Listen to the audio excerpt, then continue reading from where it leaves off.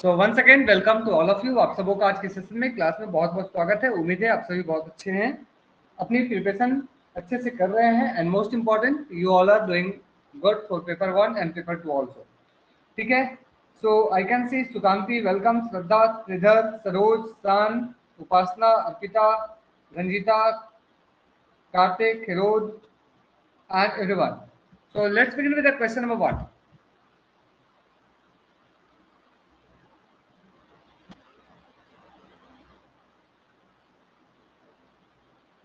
यहाँ question number 1 आपके screen पे दिख रहा है, आपको आंसर बताना है। What will be the correct answer for this question? Come on.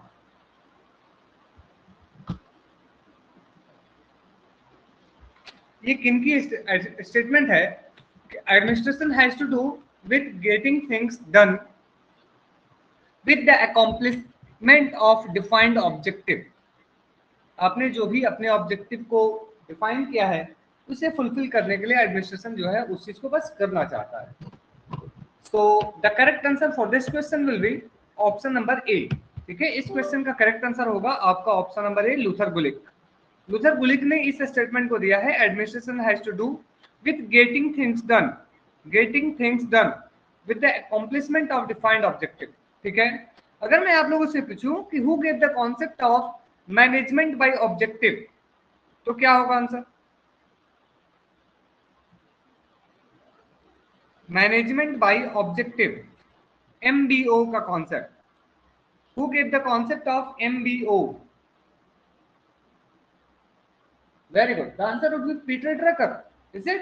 Peter Drucker ने इस पार्टिकुलर कॉन्सेप्ट को दिया था कि भैया जो भी आप मैनेजमेंट कर रहे हैं उसमें आपका जो ऑब्जेक्टिव होने चाहिए, जो लक्ष्य होने चाहिए, वो प्री डिफाइंड होने चाहिए, तब आपका मैनेजमेंट अच्छा हो पाएगा। Is it? चलिए, किसने यह कहा? It is easy to frame a constitution then to run it.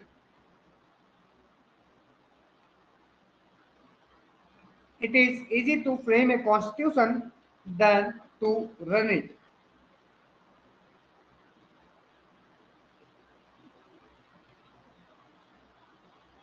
Very good. The answer would be Woodrow Wilson. Is it? Very good. चलिए, who wrote the book The Federalist Paper? The Federalist Paper किसने लिखी? The Federalist Paper. Who wrote The Federalist Paper? Come on. The answer would be Hamilton. Alexander Hamilton.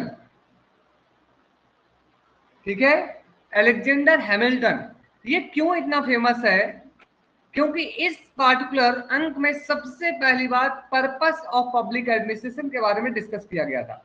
What is the main purpose of public administration? Is it? This was the first time when the purpose of public administration was developed in this particular book by Alexander Hamilton. Can you comment in who was the first thinker who fully wrote a book that is fully dedicated to public administration? मतलब एक ऐसी किताब जो पूरी तरह से public administration, लोक प्रशासन की को डेडिकेट करते हुए लिखी गई, वो कौन सी पहली किताब थी?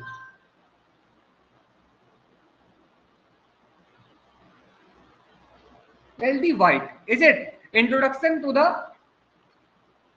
पब्लिक एडमिनिस्ट्रेशन, यही किताब था, introduction to the public administration 1926। Very good Upasana. चलिए, who made distinction between public and private administration?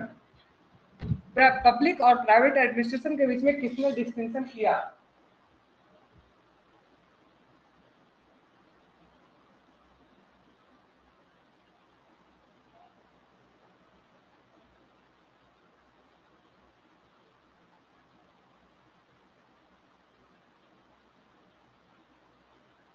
Who made distinction between public and private administration? चलिए, तो ध्यान रखिएगा, एस यानी कि साइमन, मैरी पार्कर फॉलेट और ड्रकर। साइमन साहब, MP फॉलेट और पीटर ड्रकर। याद रहेगा, ये 3 नाम ज्यादा इंपॉर्टेंट है। This 3 names are most important. ठीक है, यस, पॉल एच एप्लबाई भी इसमें आप ऐड कर सकते हैं। Paul H Appleby, you can also add one of the good thing. ठीक है, जोसिया स्टाम्प भी आती है, बिल्कुल। चलिए next question is in front of you. चलिए इसके पहले यहाँ पे कुछ चीज देख लेते हैं। लूथर बुली की अगर हम बात करें तो administrative reflections from the world war two, notes on the theory of organisation, this 2 books. और लिंडन उर्विक की बात करें तो the elements of administration, the making of scientific management. और अगर इन दोनों के साथ मिलकर अगर हम बात करें,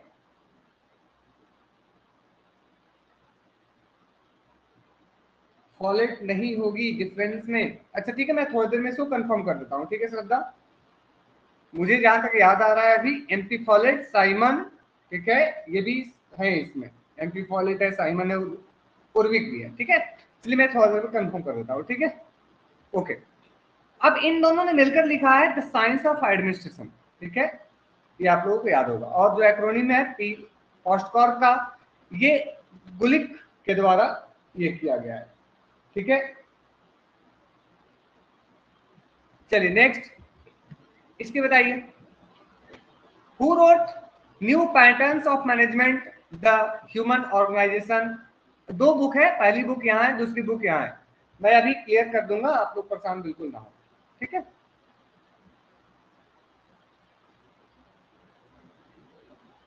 ये किनकी बुक है? न्यू पैटर्न्स ऑफ मैनेजमेंट, और एक और बुक है द ह्यूमन एंड और the human organization, its management and value, 1967। Come on everyone, बताइए। चलिए वेरी गुड, ये किताब है आपकी रेंसिस लिकर्ट की। Is it? Option number A for this question will be the correct. Rensis Likert ने इन दोनों किताबों को लिखा है। चलिए अब ये बताइए, दो comment,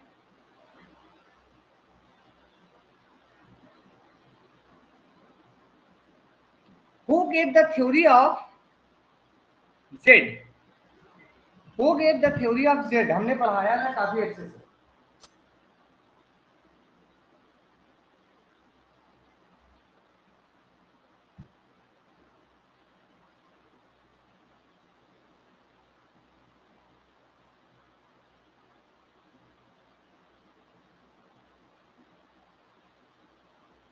Very good. William Auchi. Is it? William Auchi will be the correct answer.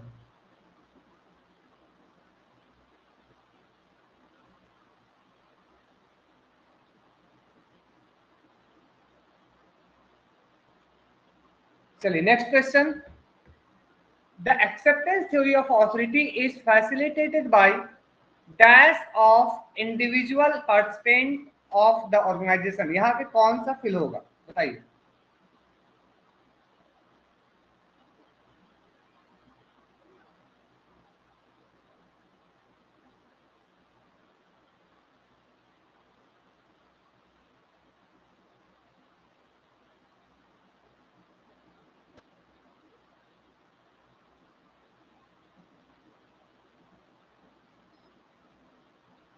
Zone of indifference, zone of acceptance, boundary rationality, legal rational authority. What will be the here? चलिए आप सभी आंसर दे रहे हैं option number मतलब ए। चलिए good. देखिए acceptance theory of authority ये Chester Barnard ने दिया, आप लोगों को हमने बताया था। और इसे फैसिलिटेट कौन करता है? इसे फैसिलिटेट करता है जोन ऑफ इंडिफरेंस। ठीक है, एक ऐसा जोन जहां पे लोगों के बीच में डिफरेंस ना हो, किस चीज को लेकर? ओपिनियन को लेकर। वहां पे सभी लोगों का ओपिनियन एक सा हो। ऐसे तो इसलिए correct answer for this question will be option number ए। इस चीज को ध्यान रखिएगा। Who discuss about legal rational authority, वो कौन है जिन्होंने लीगल रैशनल अथॉरिटी के बारे में डिस्कस किया है?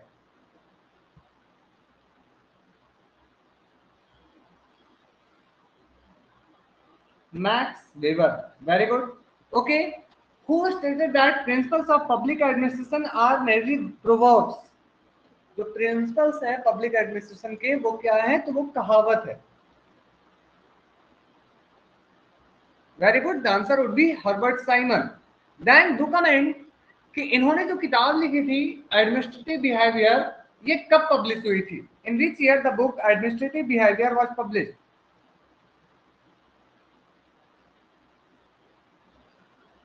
जब हमारा देश आजाद हुआ था। Is it? हमारा देश कब आजाद हुआ सर?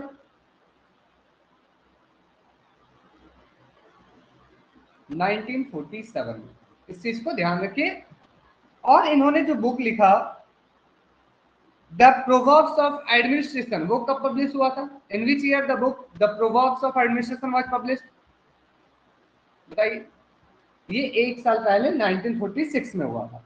ठीक है, याद रहेगा।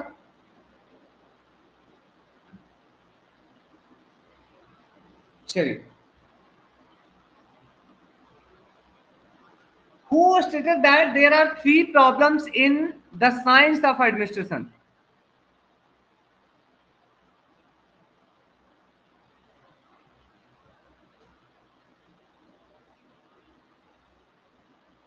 किसने कहा कि there are three problems while we call science of administration?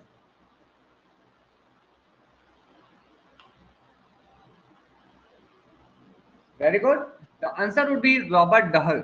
इन्होंने किताब लिखा था, ठीक है, the science of public administration, three problems. इसे ध्यान रखिएगा। Next question, who supported managerial view of administration?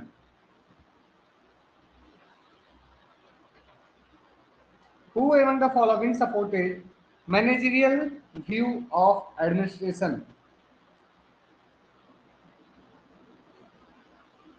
L.D. White, Simon, Gulick, Smithburg, Thompson.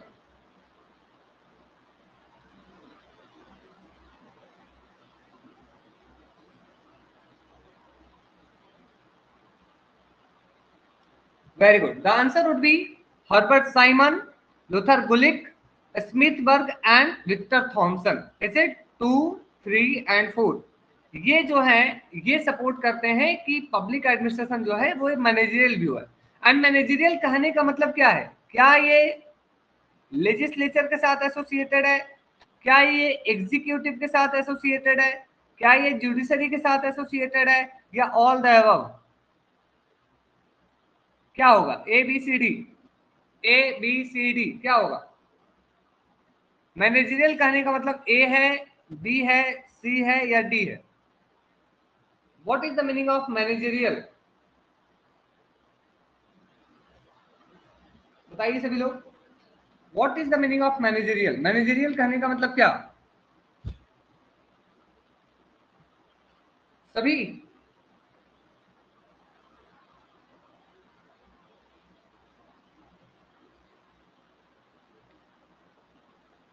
देखिए, मैनेजरियल कहने का मतलब ये है कि वो लोग जो सिर्फ और सिर्फ मैनेजमेंट को ध्यान में रखते हैं। ठीक है, मतलब क्या इसमें क्लर्क आएंगे? क्या इसमें पियोन आएंगे? Will peon come under it? Will जो टाइपिंग करते हैं मतलब clerk, is it? Clerk, peon, driver, या बोल सकते हैं और जो स्पीकर, ये सारे लोग क्या आएंगे? क्या नहीं, they will not come under it. So इस चीज को ध्यान रखिएगा। मैनेजरियल कहने का मतलब वो लोग जो सिर्फ और सिर्फ मैनेजमेंट पे ध्यान देते हैं। तो इसमें साइमन है, लूथर गुलिक है, स्मिथबर्ग और थॉमसन है। नेक्स्ट क्वेश्चन, ये बताइए,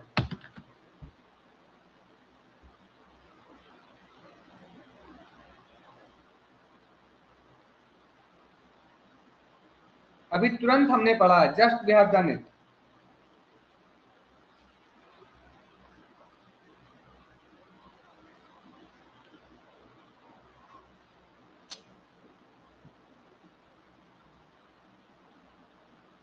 अब देखिए, इस चीज को ध्यान रखिए कि जो वाइडर व्यू है और इंटीग्रल व्यू है, दोनों में छोटा सा डिफरेंस है। हमने बहुत पहले बताया था, मैं भी आपको क्लियर कर दे रहा हूँ। वाइडर व्यू कहने का मतलब यह है कि इसमें लेजिस्लेचर, एग्जीक्यूटिव, जुडिशरी ये सब आता है, सरकार के तीनों पार्ट।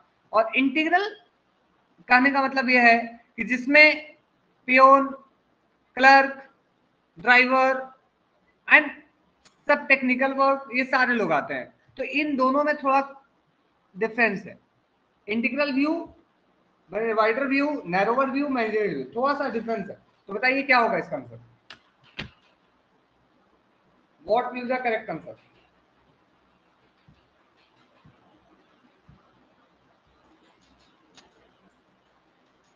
ए, मतलब एक और दो दोनों सही है। एक और दो दोनों सही है। फिर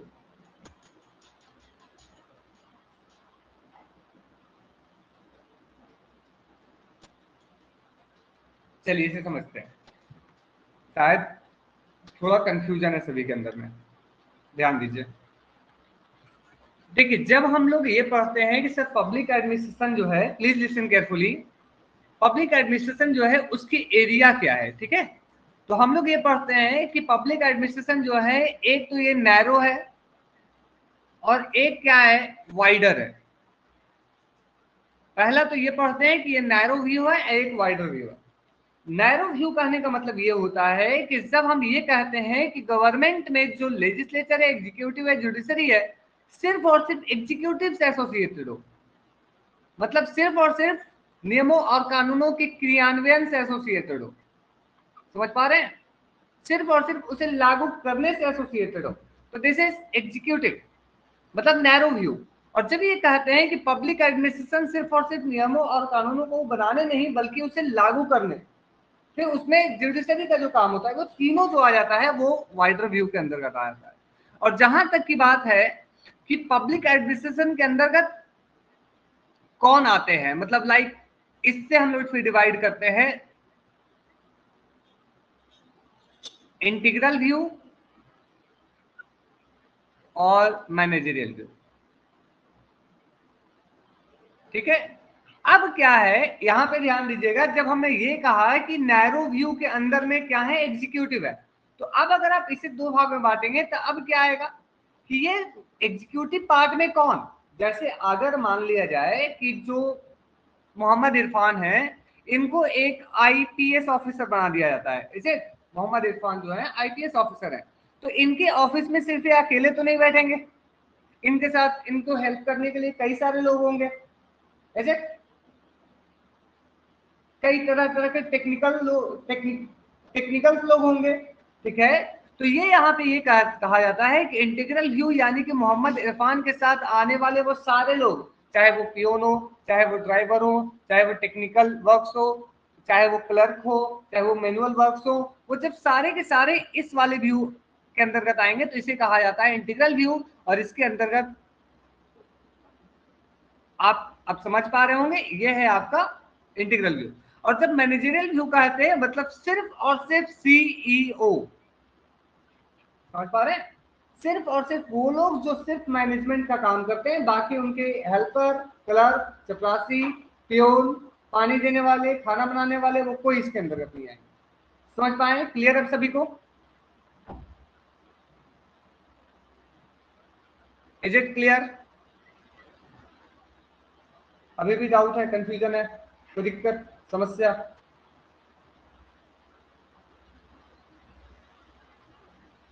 श्रीशैल, साधना, सुकांति, श्रद्धा, शाम, कोई दिक्कत? क्लियर है?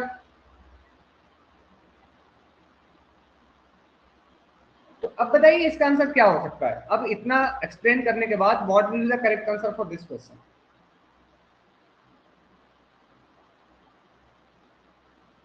अब बताइए क्या होगा? जो ये है manual, clerk, managerial, technical activities undertaken in pursuit of an objective in the view, this is what, this is integral view of administration. Only two, clear? Only two is correct answer, only two. Clear है सभी को? चलिए अब थोड़ा सा हम लोग समझ लेते हैं सर कौन कौन से थिंकर हैं जो इंटीग्रल की बात करते हैं और कौन कौन से थिंकर हैं वो मैनेजरियल की बात करते हैं। Is it? इंटीग्रल है सर, वाइड भी होगा ना इसमें, सब आता है।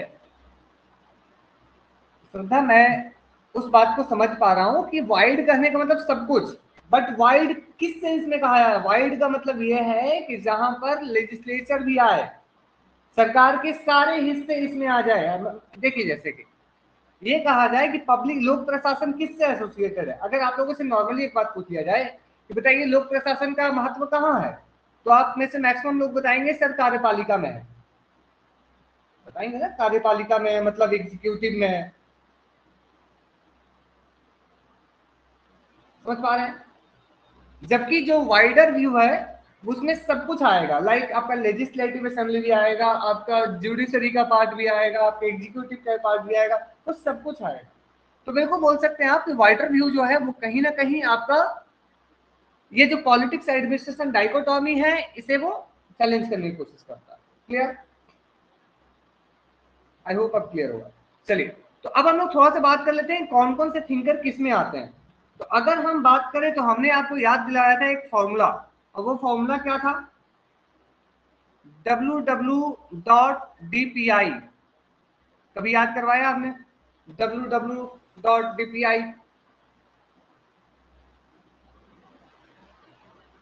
याद करवाया कभी? www.dpi, dpi डॉट पर रेंज आप लोगों ने पढ़ा होगा अपने कंप्यूटर में।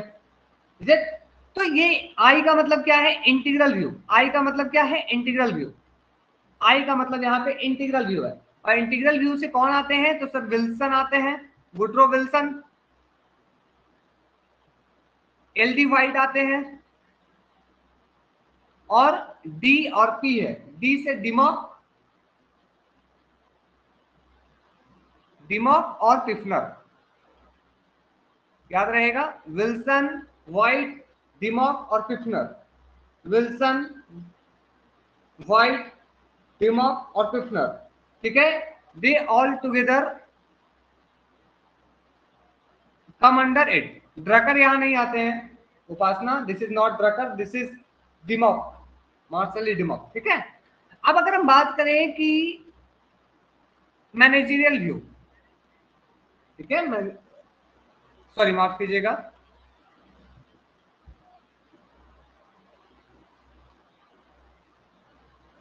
ये इंटीग्रल व्यू है, इसको नैरो व्यू कहा जाता है। ठीक है, ये जो मैनेजरियल है इससे आप नैरो कह सकते हैं। तो इसमें जो आते हैं लोग, ठीक है, ये जो मैनेजरियल या नैरो व्यू है इसमें जो लोग आते हैं वो है एसएसटी जीएफ, हमने आपको याद दिलवाया था। मतलब साइमन, स्मिथबर्ग, थॉमसन, गुलिक और फ्यूल। याद रहेगा, साइमन, स्मिथबर्ग, थॉमसन, गुलिक और फ्यूल।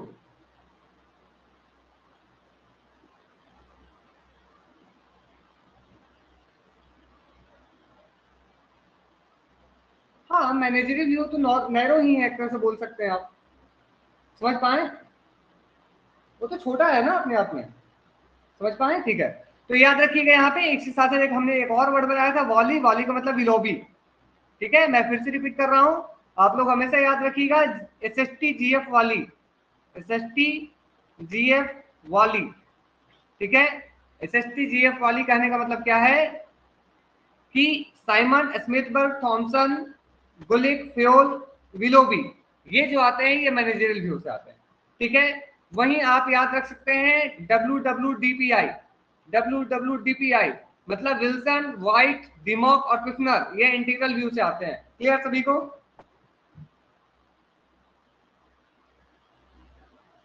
कोई दिक्कत?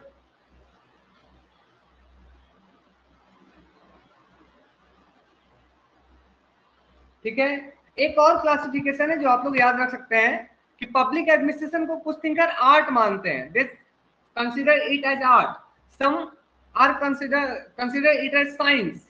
ठीक है, तो जो साइंस कंसीडर करते हैं उनमें आपका नाम आता है मैक्स वेबर, और नाम आपका इंपॉर्टेंट आता है लूथर गुलिक। ठीक है, इसमें और भी नाम आप ले सकते हैं, जैसे कि आपके ये जो है FW टेलर, उनके बारे में हमने आपको बताया था, सिस्टमैटिक एग्जीक्यूशन ऑफ। ठीक है, फिर साथ में आपको देखने को मिलेगा एलडी वाइट जो है, एलडी वाइट। वो क्या मानेंगे, इसे आर्ट मानते हैं। Is it? वेरी गुड श्रद्धा। इसके बाद फाइनर, ठीक है, उर्विक, ये जितने थिंकर हैं they all consider public administration as art, ठीक है। इसके साथ साथ एक और है ऑडवर्ड टीड,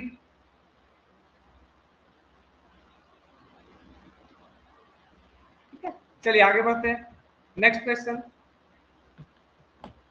लीजिए, आ ही गया question.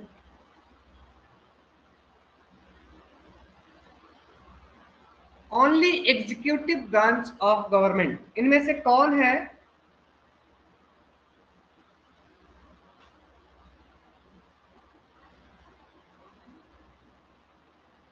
Only executive branch of government?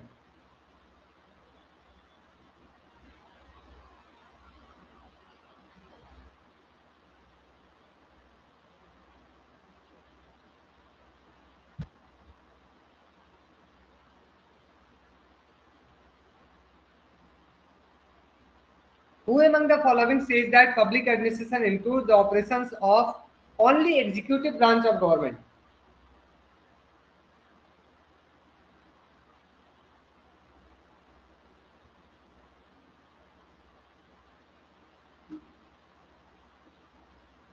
चलिए, तो इस चीज को ध्यान रखिए, यहाँ पे इसका करेक्ट आंसर तो यहाँ पे सी लिखा हुआ है, बट डी भी होगा इसका, ठीक है। गिलोबी प्लस लूथर गुलिक दोनों जो है वो सिर्फ और सिर्फ एग्जीक्यूटिव ब्रांच से एसोसिएटेड है। बाकी देखिए एल डी वाइट जहां भी नाम आए, when ever you got L D white, हमेशा याद रखिएगा L D white wider view से है। एल डी वाइट जो है वो इंटीग्रल व्यू से है, वो मैनेजरियल व्यू से नहीं है, नैरो व्यू से नहीं है, ठीक है। Next question, administration has to do with getting things done, अभी तुरंत हमने किया है थोड़ी देर पहले, चलिए बता दीजिए क्या होगा इसका आंसर। क्वेश्चन रिपीट हो गया ये,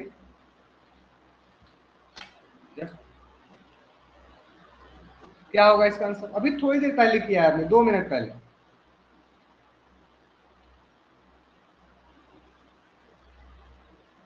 चलिए वेरी गुड, इस क्वेश्चन का करेक्ट आंसर होगा option number C, is it? Luther Gulick, Luther Gulick for this question will be the correct answer. चलिए ये बताइए, who gave the conception of bazaar canteen model?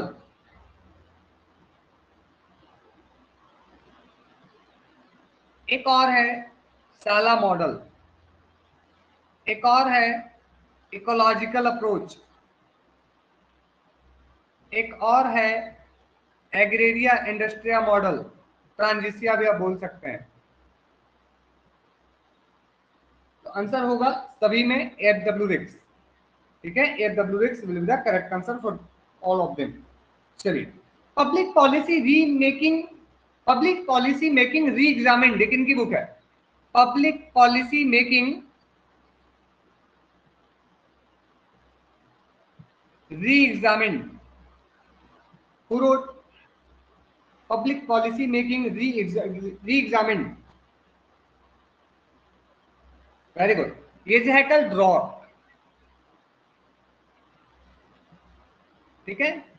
Who wrote the book The Third Approach, A Third Approach to Decision Making? A Third Approach to Decision Making ये किसकी book है? A Third Approach to Decision Making.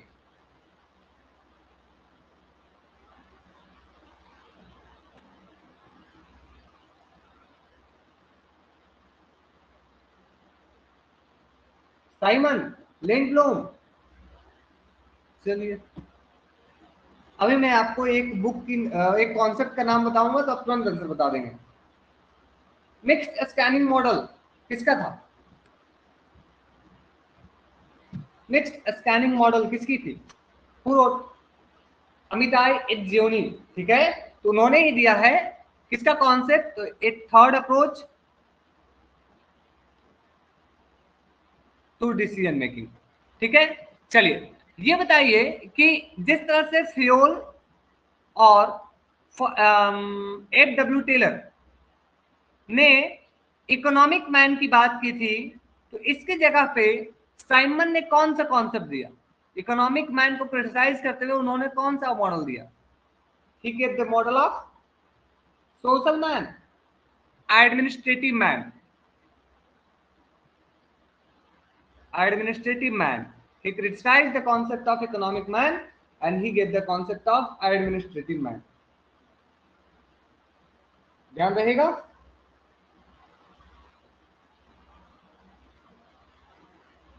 A Science of Muddling Through, ये किसकी book है? A Science of Muddling Through. Incremental model of public policy. Incremental, धीरे धीरे धीरे धीरे आगे बढ़ना. Incremental model of public policy किसकी है?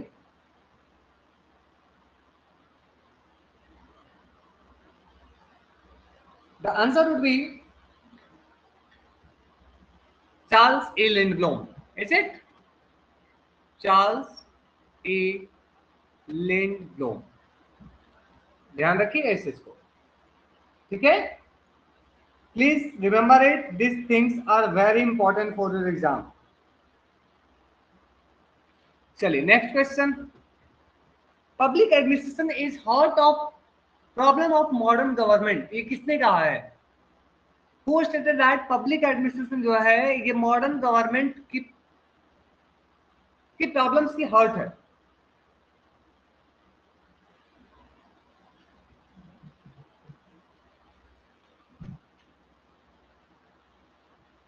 चलिए the correct answer for this question will be option number C. Very good. L. D White इस पार्टिकुलर शब्द को कहा है कि पब्लिक एडमिनिस्ट्रेशन जो है, लोक प्रशासन जो है, वो आधुनिक सरकार की जो समस्याएं हैं, प्रॉब्लम्स हैं, उनका दिल है. मतलब उसके निवारण में बहुत इंपॉर्टेंट रोल प्ले करता है. ठीक है. चलिए ये बताइए कि आप लोगों ने पढ़ा है there are 3 Minnowbrook perspectives. मतलब 3 Minnowbrook conference. Conference number 1, conference number 2, conference number 3. Minnowbrook conference third कब हुआ था? In which year Minnowbrook third was held? 2008 में होता है. इसके चेयरमैन कौन थे? Who was the chairman? Rosemary O'Leary. Is it?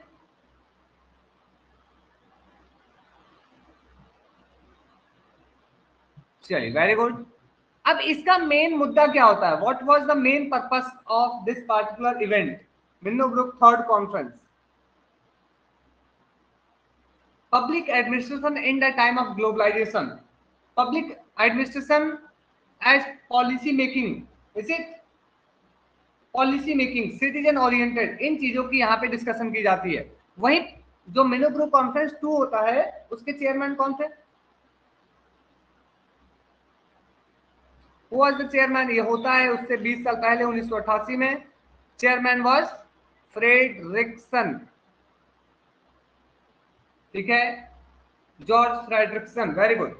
और इसका मेन पर्पस क्या होता है? What was the main theme? इसका थीम क्या होता है? इसका थीम होता है NPM, new public management. New public management.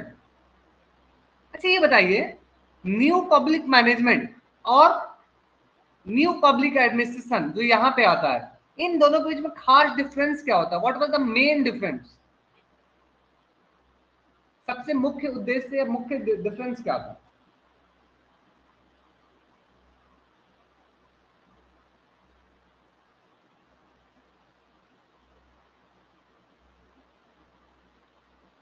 Very good साधना.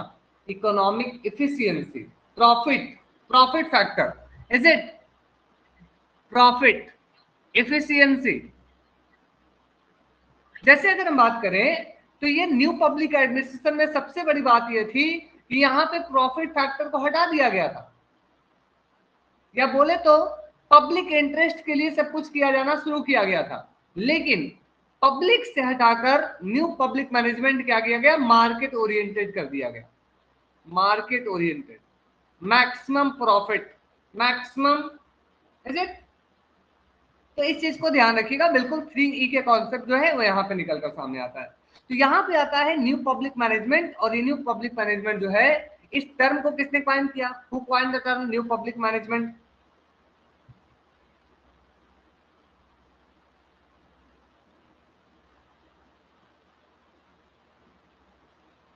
क्रिस्टोफर हुड, ड्रकर नहीं sir, Christopher hood.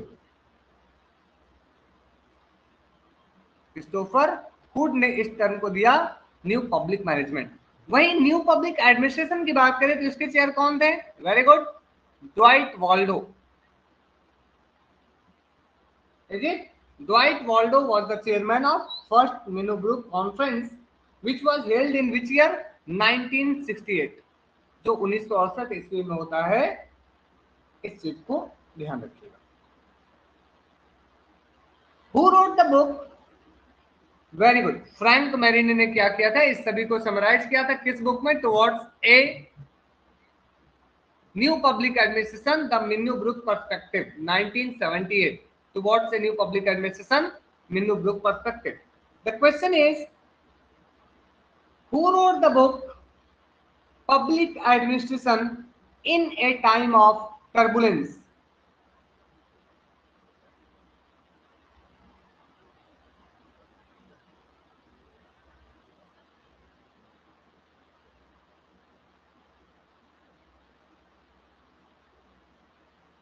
Public administration in time of turbulence, Ted Gabler? नहीं सर, ड्वाइट वाल्डो। ठीक है, चलिए अब मैं 4 शब्द लिख रहा हूं। I am writing 4 terms. पहला वैल्यू, दूसरा स्टैटिक, तीसरा रेलेवेंस, और चौथा जो है वो है आपका सोशल इक्विटी। इनमें से कौन सा वो शब्द है जो न्यू पब्लिक एडमिनिस्ट्रेशन से रिलेटेड नहीं है? Which among the following word is not associated with new public administration?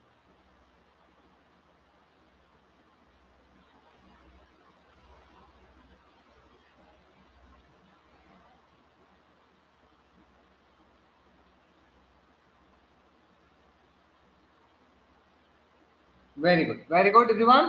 The correct answer would B, sir ये स्टैटिक नहीं होगा, स्टैटिक की जगह यहाँ होगा चेंज। मतलब वो पब्लिक एडमिनिस्ट्रेशन जो पहले बहुत ज्यादा स्टैटिक था, जो पहले बहुत ज्यादा स्थिर था, किसी भी बदलाव को एक्सेप्ट नहीं करता था, उस पब्लिक एडमिनिस्ट्रेशन को बदलकर क्या किया गया? चेंज की तरफ लाया गया, उसे थोड़ा सा फ्लेक्सिबल बनाया गया। यहाँ पे वैल्यूज को ध्यान में रखा गया, रिलेवेंस को ध्यान में रखा गया, एक्शन को ध्यान में रखा गया। ठीक है, रिलेवेंस, वैल्यू, एक्शन, चेंज, इस चीज को याद रखिए। Relevance, value, action, change, this things are important. ठीक है, do remember it.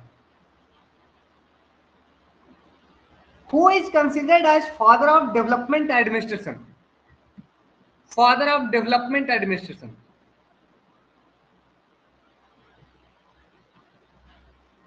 Edward Weidner, U L Goswami, उन्होंने तो कॉइन किया था। He coined the term. The term is, who is considered as father of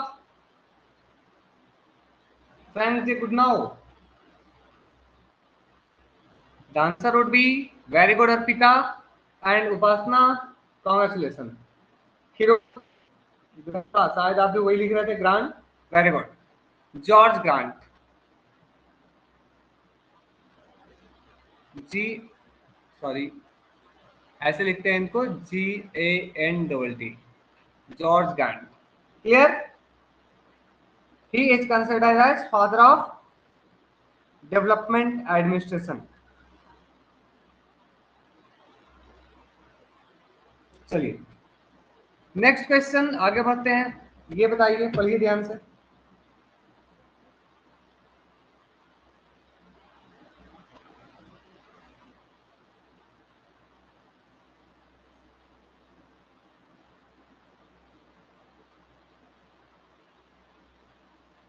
ध्यान से पढ़िएगा, please listen carefully and read it carefully.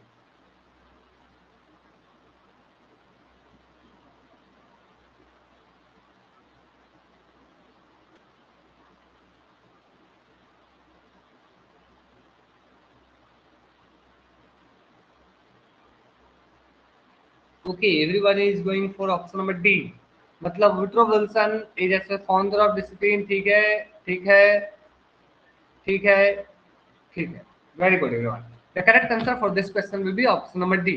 ठीक है, ऑप्शन नंबर डी इस क्वेश्चन का करेक्ट आंसर। चलिए, अभी हमने आपको बताया who coined the term development administration, तो sir U L Goswami coined this particular term. Is it? एक थिंकर हैं जिनका नाम है Farrell Hardy.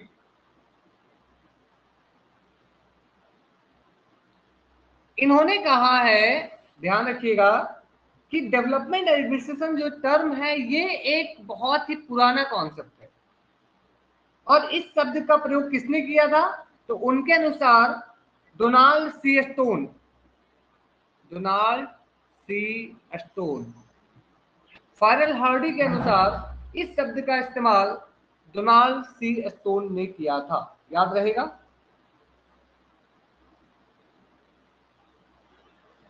This is too interesting. मतलब इसका, इस शब्द का इस्तेमाल पहले किसने किया, ये थोड़ा सा लेकर थिंकर्स के बीच में सहमति की कमी है। ठीक है, चलिए आगे बढ़ते हैं। नेक्स्ट क्वेश्चन बोलिए।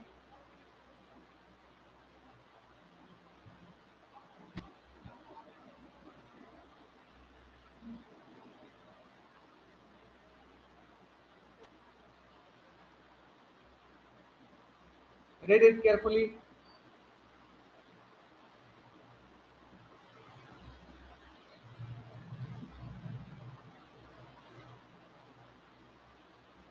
चलिए, वेरी गुड। तो डायनेमिक एडमिनिस्ट्रेशन किनकी कॉन्सेप्ट है, किनकी बुक है? एमपी फॉलेट की बुक है। गुड। पर्सनालिटी एंड ऑर्गेनाइजेशन किसकी बुक है? क्रिस एड्रिस की बुक है। Very good.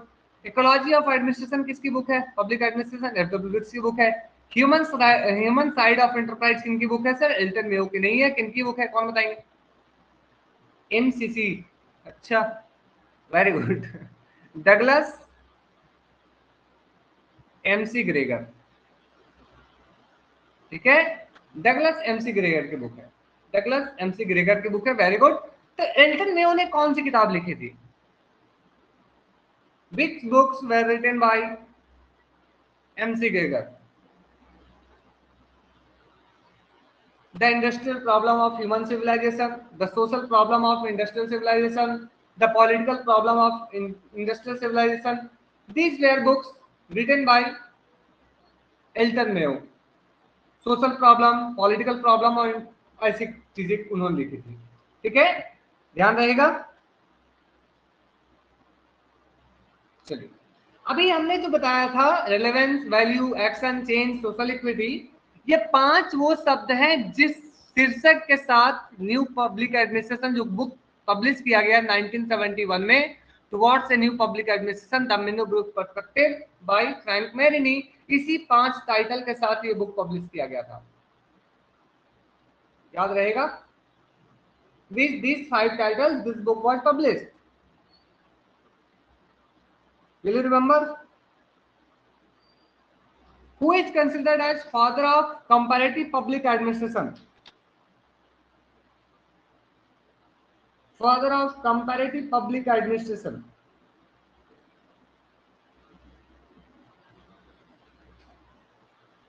Very good. The answer would be F.W. Rix. ठीक है, F.W. Rix को माना जाता है। चलिए, efficiency, effectiveness,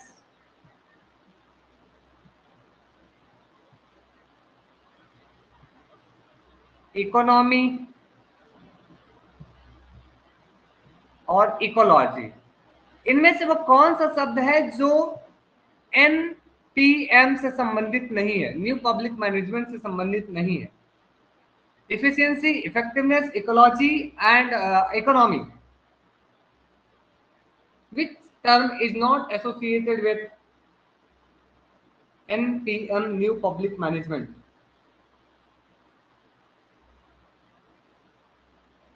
चलिए, ध्यान रखिएगा।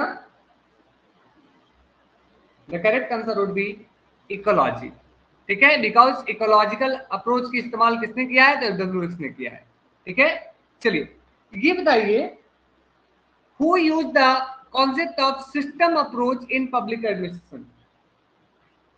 सिस्टम अप्रोच, व्यवस्था उपागम का इस्तेमाल किसने किया पब्लिक एडमिनिस्ट्रेशन?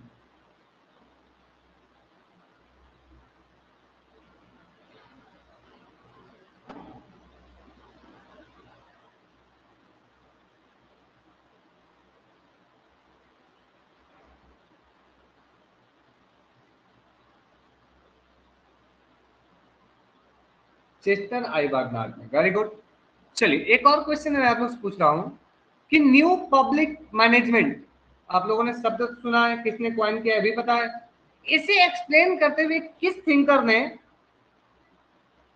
सिग्मा, थीटा और लैम्डा का कॉन्सेप्ट दिया? Who get the concept of sigma, theta, lambda?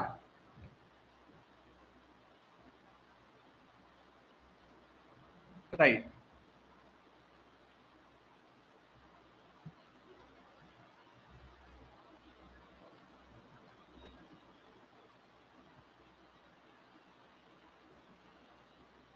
Who gave the concept of sigma, theta, lambda?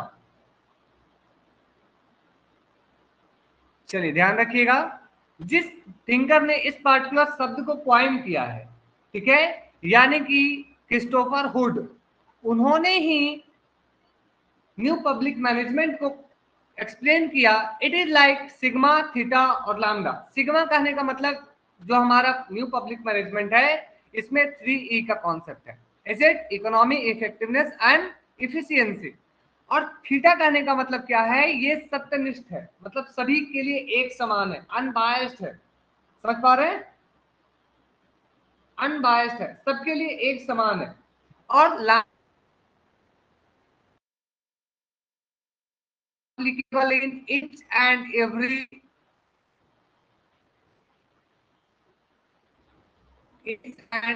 situation।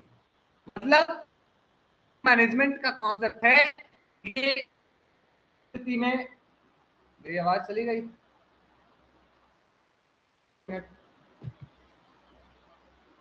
अभी ठीक है?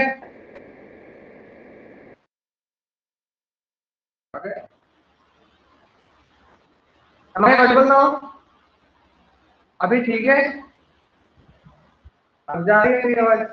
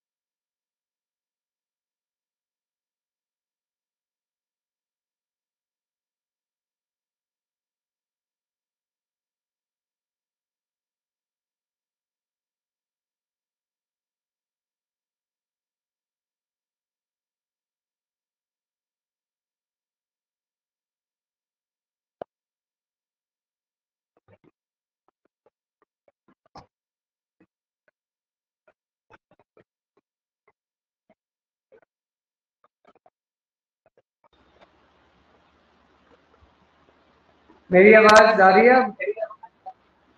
हमारे ऑडिबल ना हो?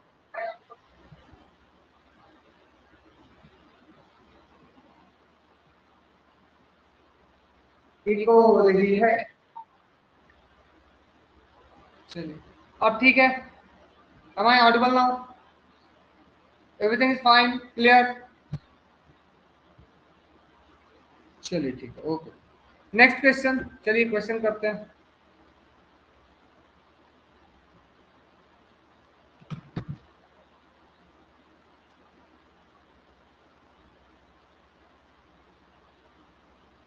What will be the correct concept?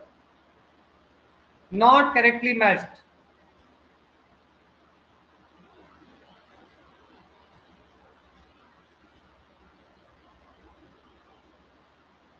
Which is not correctly matched?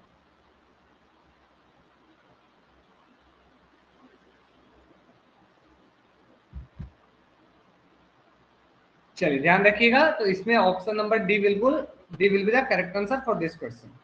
ठीक है, ऑप्शन नंबर डी, क्योंकि new public administration Dwight Waldo, development administration Edward Weidner, comparative public administration Edward Brooks, लेकिन एडमिनिस्ट्रेटिव डेवलपमेंट की बात Robert Dahl नहीं करते हैं। ठीक है, next question, who the term development administration was coined by whom? तो अभी हमने बता दिया है, तो इसलिए इस क्वेश्चन को छोड़ रहा हूं।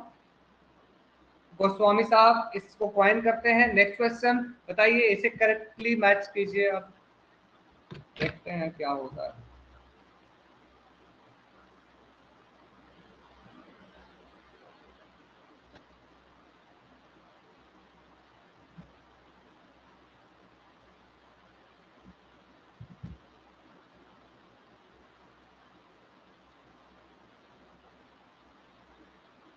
क्या होगा इसका correct answer?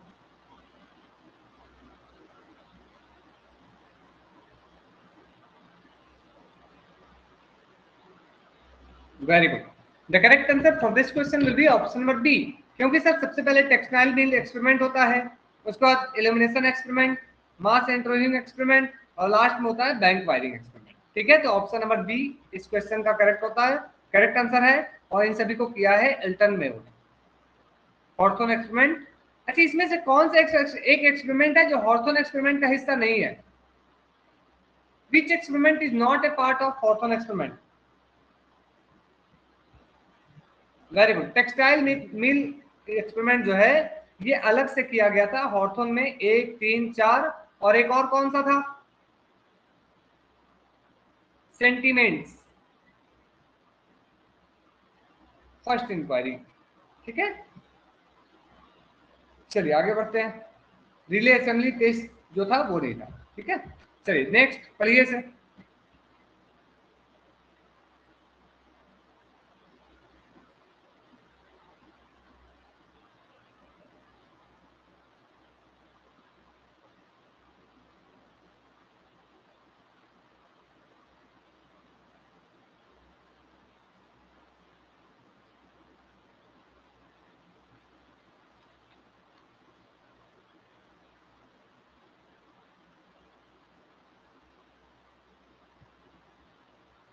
The experiments conducted by Taylor, हमने लास्ट क्लास में आपको समझाया था। मिडवेल एक्सपेरिमेंट, टॉवेलिंग एक्सपेरिमेंट, ये जितने सारे थे वो किस लिए किए जाते? What was the main purpose?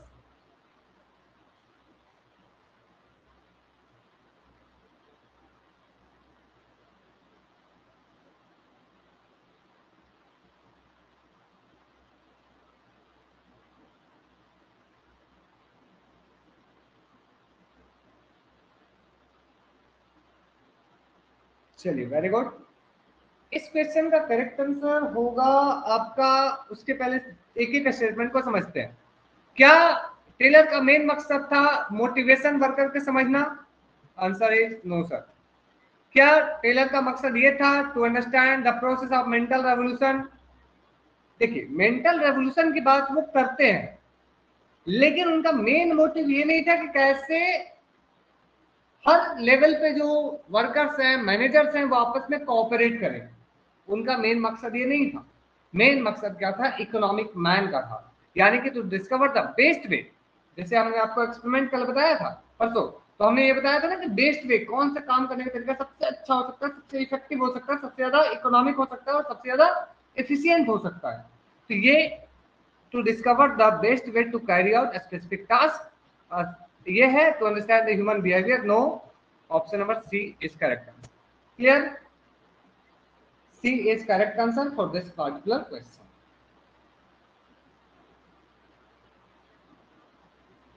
चलिए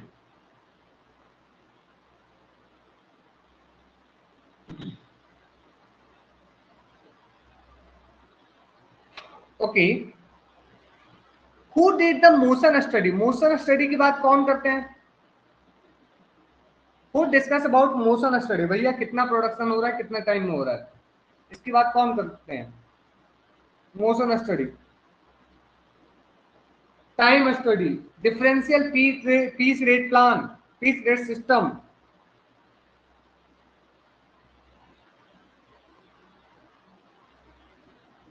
Okay. Who wrote the book? Very good. The answer would be Taylor. Who wrote the book Work and Authority in Industry?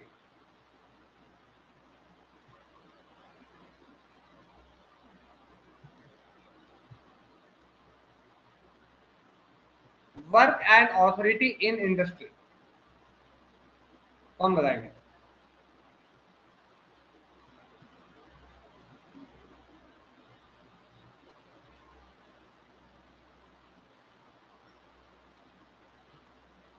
Reinhard Bendix. नाम शायद आप लोगों ने सुना होगा पहले या कम सुना होगा, रेनहार्ड बेंडिक्स की बुक है, ठीक है।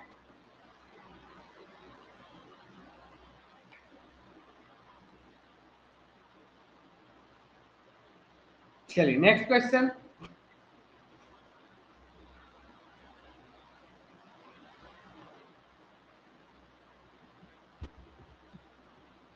करिए।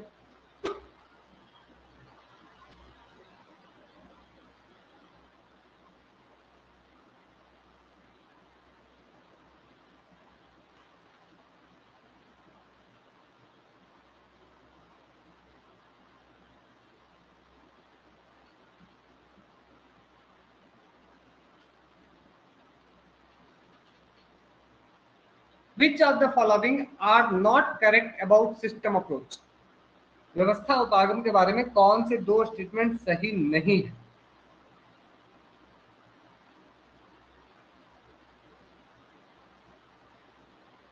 ये 3 एक्स्ट्रा है, इसको भूल जाइएगा, इसका कोई मतलब नहीं।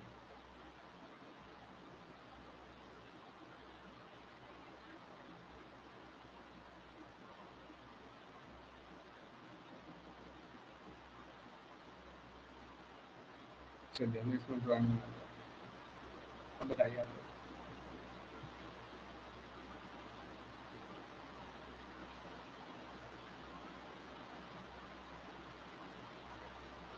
क्या होगा आंसर?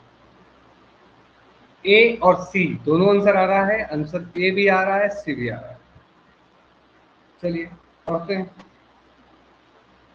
एक एक करके पढ़ते हैं। पहला statement, it is the successor of ecological approach. क्या पहले इकोलॉजिकल अप्रोच आया था तब सिस्टम अप्रोच आया था, ऐसा था क्या? क्या पहले इकोलॉजिकल अप्रोच आया फिर सिस्टम अप्रोच आया था?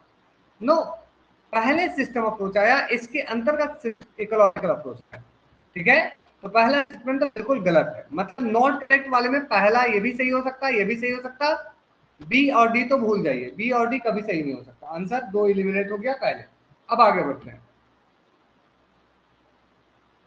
It gave rise to contingency management. अब देखिए दोनों में 3 और 4 है, मतलब स्टेटमेंट बी सही है, या आप लोग इमेजिन कर सकते हैं, आप स्टेटमेंट बी गलत हो ही नहीं सकता, ठीक है। आगे बढ़ते हैं।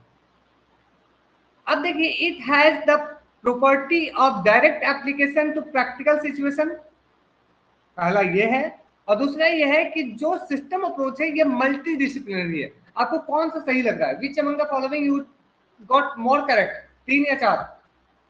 सिस्टम अप्रोच ज्यादा मल्टी डिसिप्लिनरी होता है, या तो डायरेक्ट एप्लीकेशन डायरेक्ट चीजों को सॉल्यूशन देता है? क्या सही हो सकता है, ज्यादा अच्छा क्या लग रहा है इसमें? व्यवस्था उपागम मल्टी डिसिप्लिनरी होता है, या तो ये किसी भी चीज का डायरेक्ट सॉल्यूशन देता है, मतलब लो भैया सॉल्यूशन आपके सामने। 3। अच्छा, मतलब सिस्टम अप्रोच जो है वो किसी भी सिचुएशन में आपको डायरेक्ट सॉल्यूशन देने के काबिल होता है। देखिए यहाँ पे आपका स्टेटमेंट नंबर 4 है, ये सही है, ठीक है, स्टेटमेंट नंबर 4 इज करेक्ट, ठीक है। लेकिन स्टेटमेंट नंबर 3 जो है, इट हैज द प्रॉपर्टी, इसके पास एक प्रॉपर्टी होता है सिस्टम अप्रोच के पास, वो ये है property of direct application. Direct application मतलब क्या? कोई भी प्रैक्टिकल प्रॉब्लम है उसका सीधे सीधे एक बार में डायरेक्ट आंसर या डायरेक्ट उसका प्रैक्टिकल सॉल्यूशन। ये थोड़ा सा अटपटा लग रहा है, इनडायरेक्ट बोलता तो पॉसिबल था, लेकिन हर चीज का सीधा सीधा हल देना, प्रॉब्लम को सॉल्व करना, थोड़ा सा अपने आप में अटपटा है। और 3 और 4 में अगर आप चूज करना चाहेंगे तो 4 ज्यादा स्ट्रांग है। सिस्टम अप्रोच जैसे आप लोगों ने जब हमने पढ़ाया तो आप लोगों को मैंने शुरू में बताया था कि सिस्टम अप्रोच का सबसे बड़ा खासियत क्या है कि ये अलग अलग डिसिप्लिन से जो कॉमन प्रॉब्लम्स है ये उनसे सब में एक सॉल्यूशन देने की कोशिश करता है, ना कि फिजिक्स वाले अलग देंगे, बायोलॉजी वाले अलग देंगे, केमिस्ट्री वाले अलग देंगे, नेचुरल अलग, साइंस वाले अलग देंगे, समझ पा रहे हैं? तो स्टेटमेंट नंबर बी और 4 मतलब 2 और 4 सही है, मतलब 1 और 3 ऑप्शन नंबर ए होगा इसका करेक्ट आंसर। क्लियर?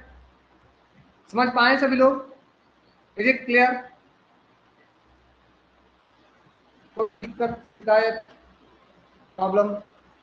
देखिए कई बार आपसे क्वेश्चन में ऐसा आएगा कि आपको चूज करना होगा, आपको लगेगा कि दोनों स्टेटमेंट सही है, बट आपको मोर एक्यूरेट चूज करना होगा।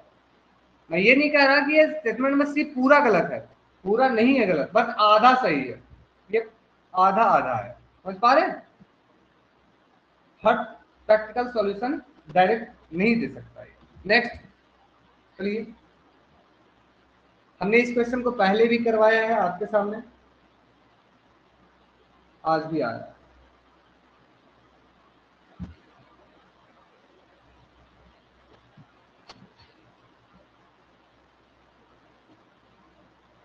बिल्कुल, the answer would be what will answer? Very good everyone, come on, answer would B option number D.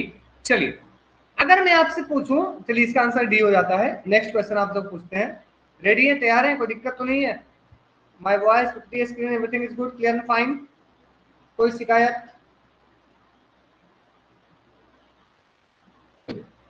अगर मैं आपसे ये पूछूं कि किसी भी ऑर्गेनाइजेशन में जो मैनुअल यूज किया जाता है, आप लोग पता है मैनुअल, मैं तो मतलब चार्ट, फ्लो चार्ट, कि हाँ ये काम पहले, फिर ये काम, फिर ये काम, फिर ये, मतलब पूरा जो चार्ट होगा, इसे लोकप्रिय बनाने का श्रेय किसे जाता है? हु पॉपुलराइज इट, जिसे हम लोग कहते हैं ऑर्गेनाइजेशनल चार्ट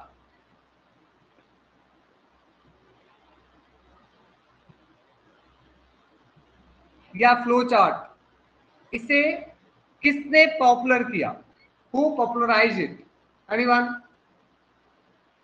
मैनुअल, आप लोग ना, जैसे आप लोग जाते हैं ना, यहाँ पे आप लोग होटल जाते हैं खाने के लिए, what you ask for, manual दिखाओ, क्या क्या है, veg, non veg, Chinese, Indian, south, north, पता नहीं कितने सारे सेक्शन होते हैं, मुझे वो मैनुअल लेबर अलग है, वो अलग है सुकांत, मैनुअल तो जो हाथ से काम करते हैं, ठीक है, ये मैनुअल में तो चार्ट से रिलेटेड है, ठीक है, ये चार्ट है, मेनू, जिस लोग शॉर्ट में निकाल देते हैं मेनू दिखाओ, तो इसकी प्रयोग किसने किया है, उसके जवाब आप लोग खुद देंगे, ठीक है, उसका जवाब आप लोग खुद देंगे, मैं और इनसे रिलेटेड हिंट दे रहा हूं आपको।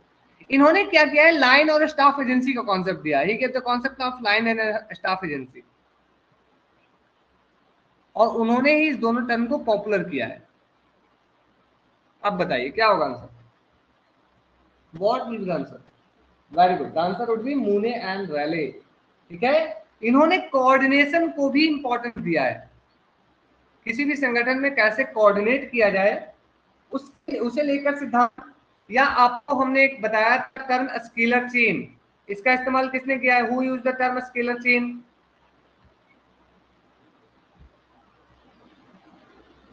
वेरी गुड, स्केलर चेन की जगह मूने एंड रैले ने क्या यूज किया है? स्केलर प्रोसेस, ऐसे they use the term scalar process, तो ध्यान रखिएगा स्केलर प्रोसेस जो शब्द है।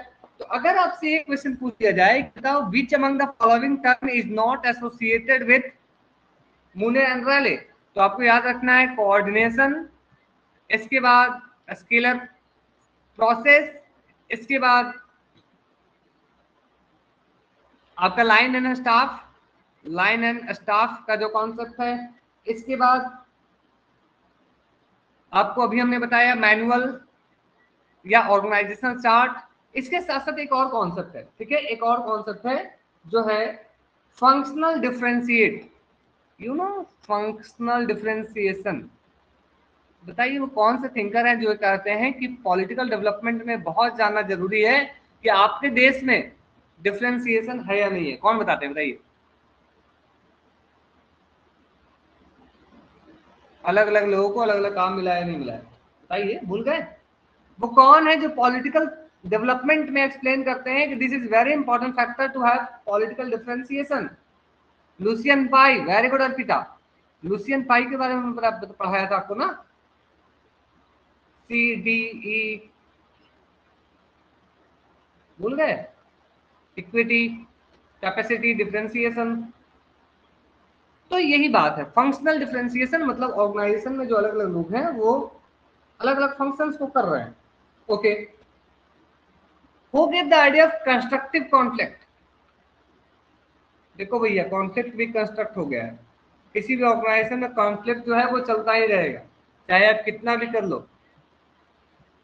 ऐसे किसी भी संगठन में ये चलना कॉमन है।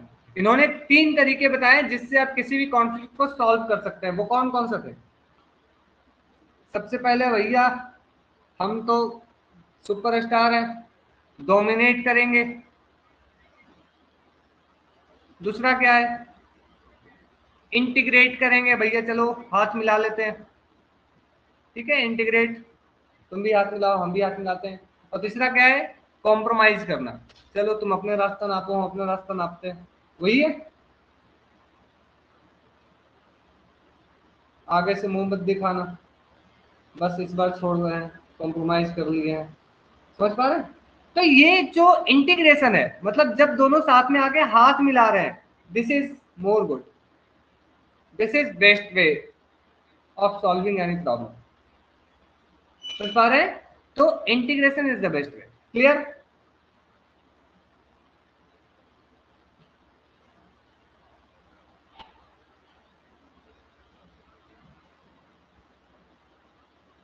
चलिए, ये बताइए वो कौन से थिंकर हैं जिन्होंने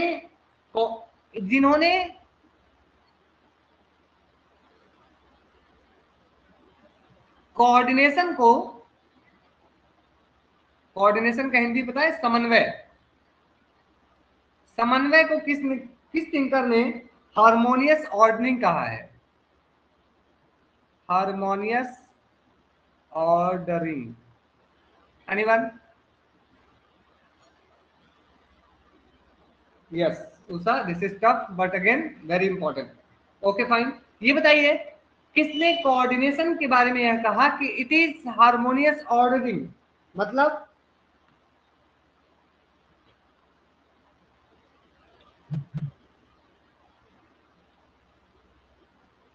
नहीं, बर्नार्ड नहीं है। इसको किसने दिया? तो सर याद रखिएगा, शायद आप लोगों के लिए नया है, दिस इज न्यू। हमने चूंकि पहले इसके बारे में बात नहीं की है, जहां तक मुझे याद आता है। हार्मोनियस ऑर्डरिंग किसने कोऑर्डिनेशन के बारे में बात की है? तो this is MP Follett itself. Clear? याद रहेगा?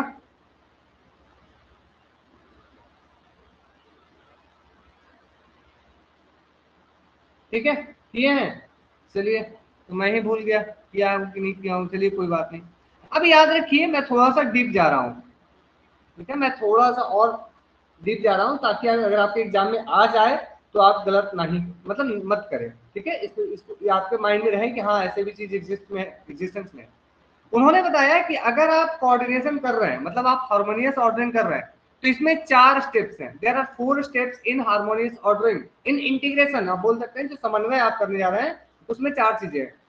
सबसे पहली बात है कि आपके पास वो भावना होनी चाहिए, वो इमोशन होना चाहिए कि हाँ भैया जा रहे हैं, कुछ ना तो हम मिल लेते हैं, लेन देन करके, मतलब यू कैन से समझौता कर लेते हैं। समझ पा रहे हैं? इंटीग्रेट, मिल जाते हैं, हाथ मिला लेते हैं। तो ये अर्ली स्टेज में आपके पास वो भावना होना जरूरी है। क्या इसके बिना कोई भी इंटीग्रेशन हो सकता है?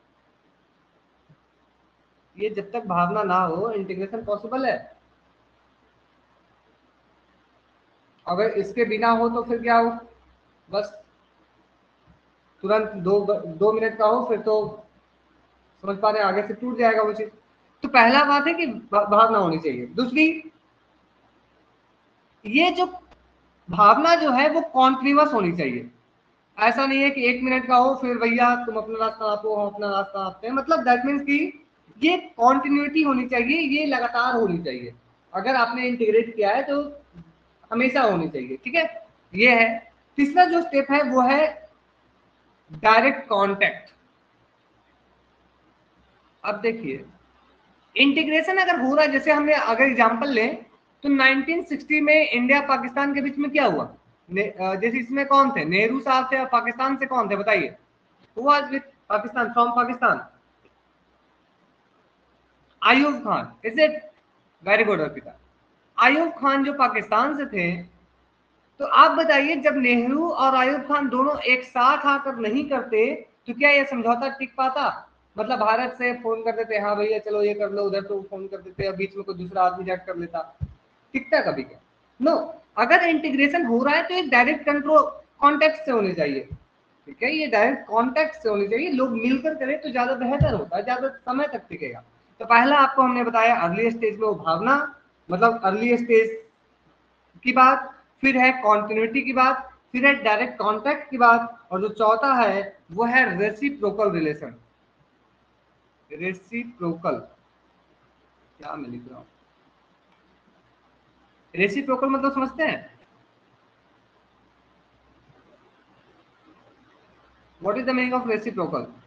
रेसिप्रोकल मतलब अगर आपको कोई कुछ दे रहा है तो आप बदले में उसे भी कुछ दीजिए, लेन देन की भावना, पारस्परिक, एक दूसरे का एक को देना, समझ पा रहे हैं? मतलब वन साइडेड नहीं होनी चाहिए, चीजें टू साइडेड होनी चाहिए।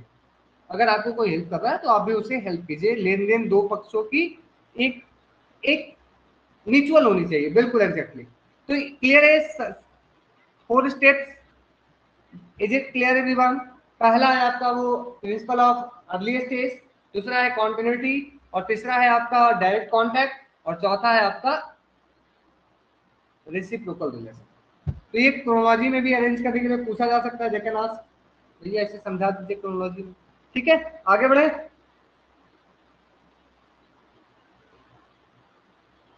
सर आप सर आप इसको रिस्पॉन्सिबल, वो मुझे याद नहीं आ रहा मैंने क्या बताया, मैंने शायद क्लास में कभी पढ़ाया हो, but I can't remember right now. मैं आप मुझे एक बार कुछ ऐसा हो तो स्क्रीनशॉट लेके क्लास का मैसेज कर दीजिएगा, मैं देख लूंगा। हालांकि ये भी सही है, वो पता नहीं वो किस कॉन्टेक्स्ट में मैं बताया हूँ, मुझे याद नहीं आ रहा।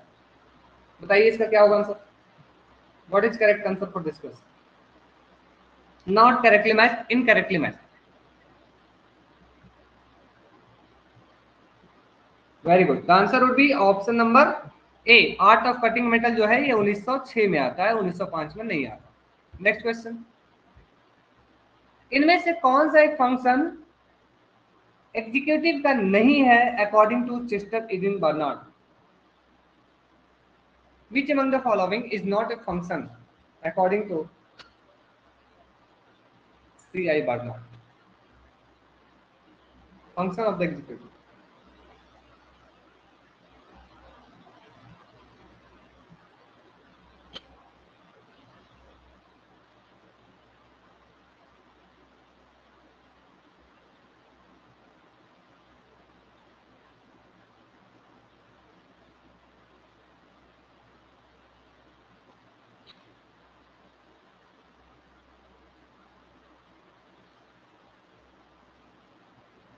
चलिए, very good everyone, the correct answer for this question will be, चल देखते हैं, according to Barnard the function of the executive does not include. क्या आप वो मेंटेनिंग कम्युनिकेशन की बात करते हैं? तो बिल्कुल सर करते हैं, because communication is the heart of the institution, heart of the organization. Formulating organizational goal, बिल्कुल। Curbing growth of informal phenomena, क्या ये अनौपचारिक चीजों को हटा देना चाहते हैं? नो, ऐसा नहीं। Obtaining services from the subordinate, बिल्कुल, ताकि वो एक दूसरे को कोऑपरेट कर पाए, एक दूसरे के साथ आगे बढ़ पाए। ठीक है, चलिए next question.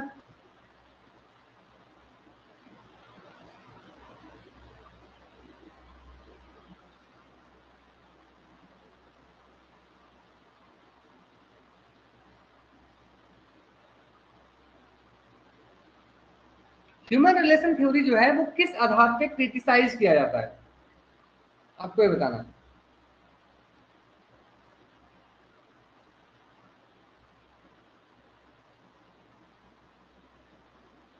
On which basis we can criticize human relation theory?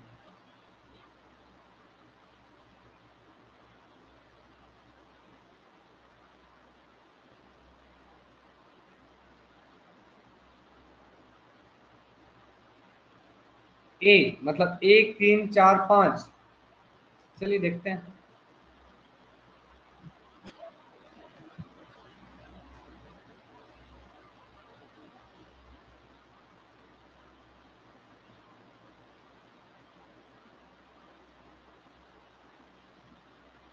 बाकी सभी बताएं। चलिए, मुझे लग रहा है सब लोग आंसर दे दिए, लेकिन फिर भी बचे हुए हैं 2-3।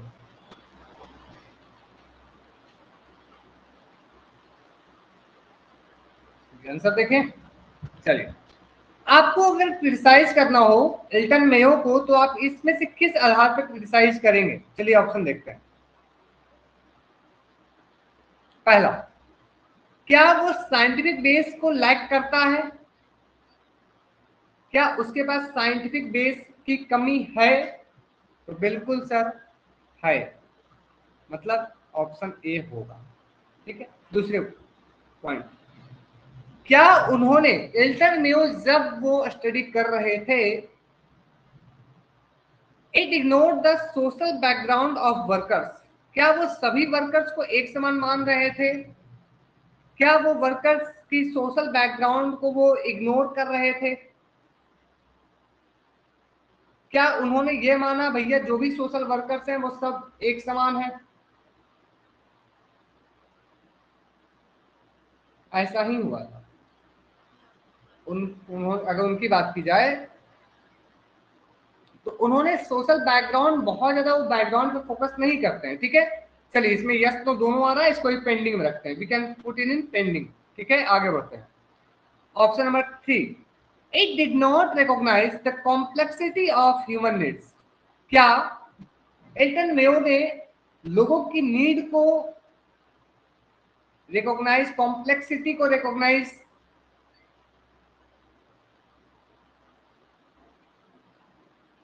किया था? क्या उन्होंने लोगों की कॉम्प्लेक्सिटी को रिकॉग्नाइज किया था? तो भैया कोई गरीब है, कोई अमीर है, कोई पता नहीं कौन कौन से सिचुएशंस आते हैं, इन चीजों को रिकॉग्नाइज करते थे? नहीं करते थे। ठीक है। तो ये भी एक वैलिड पॉइंट है क्रिटिसिज्म की, मतलब 3, 1 और 3 कंफर्म हो गया है। बिल्कुल करते तो मैच की बात है ना। बिल्कुल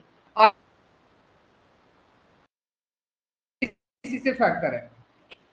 तो यूनियन, क्या ह्यूमन रिलेशन थ्योरी एक बहुत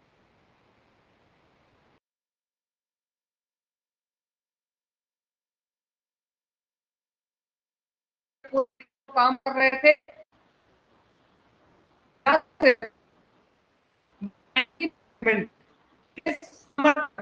तो भैया कोई मैनेजमेंट नहीं होनी चाहिए। तो आवाज चली गई, अच्छी बात है।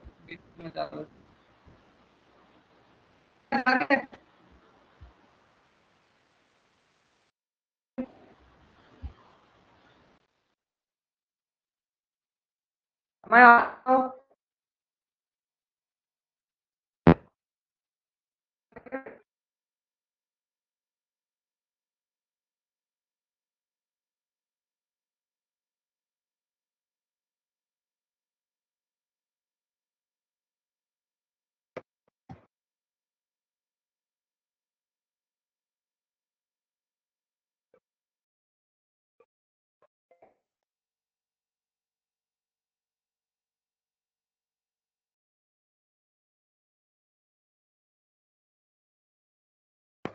मेरी आवाज जा रही है अब?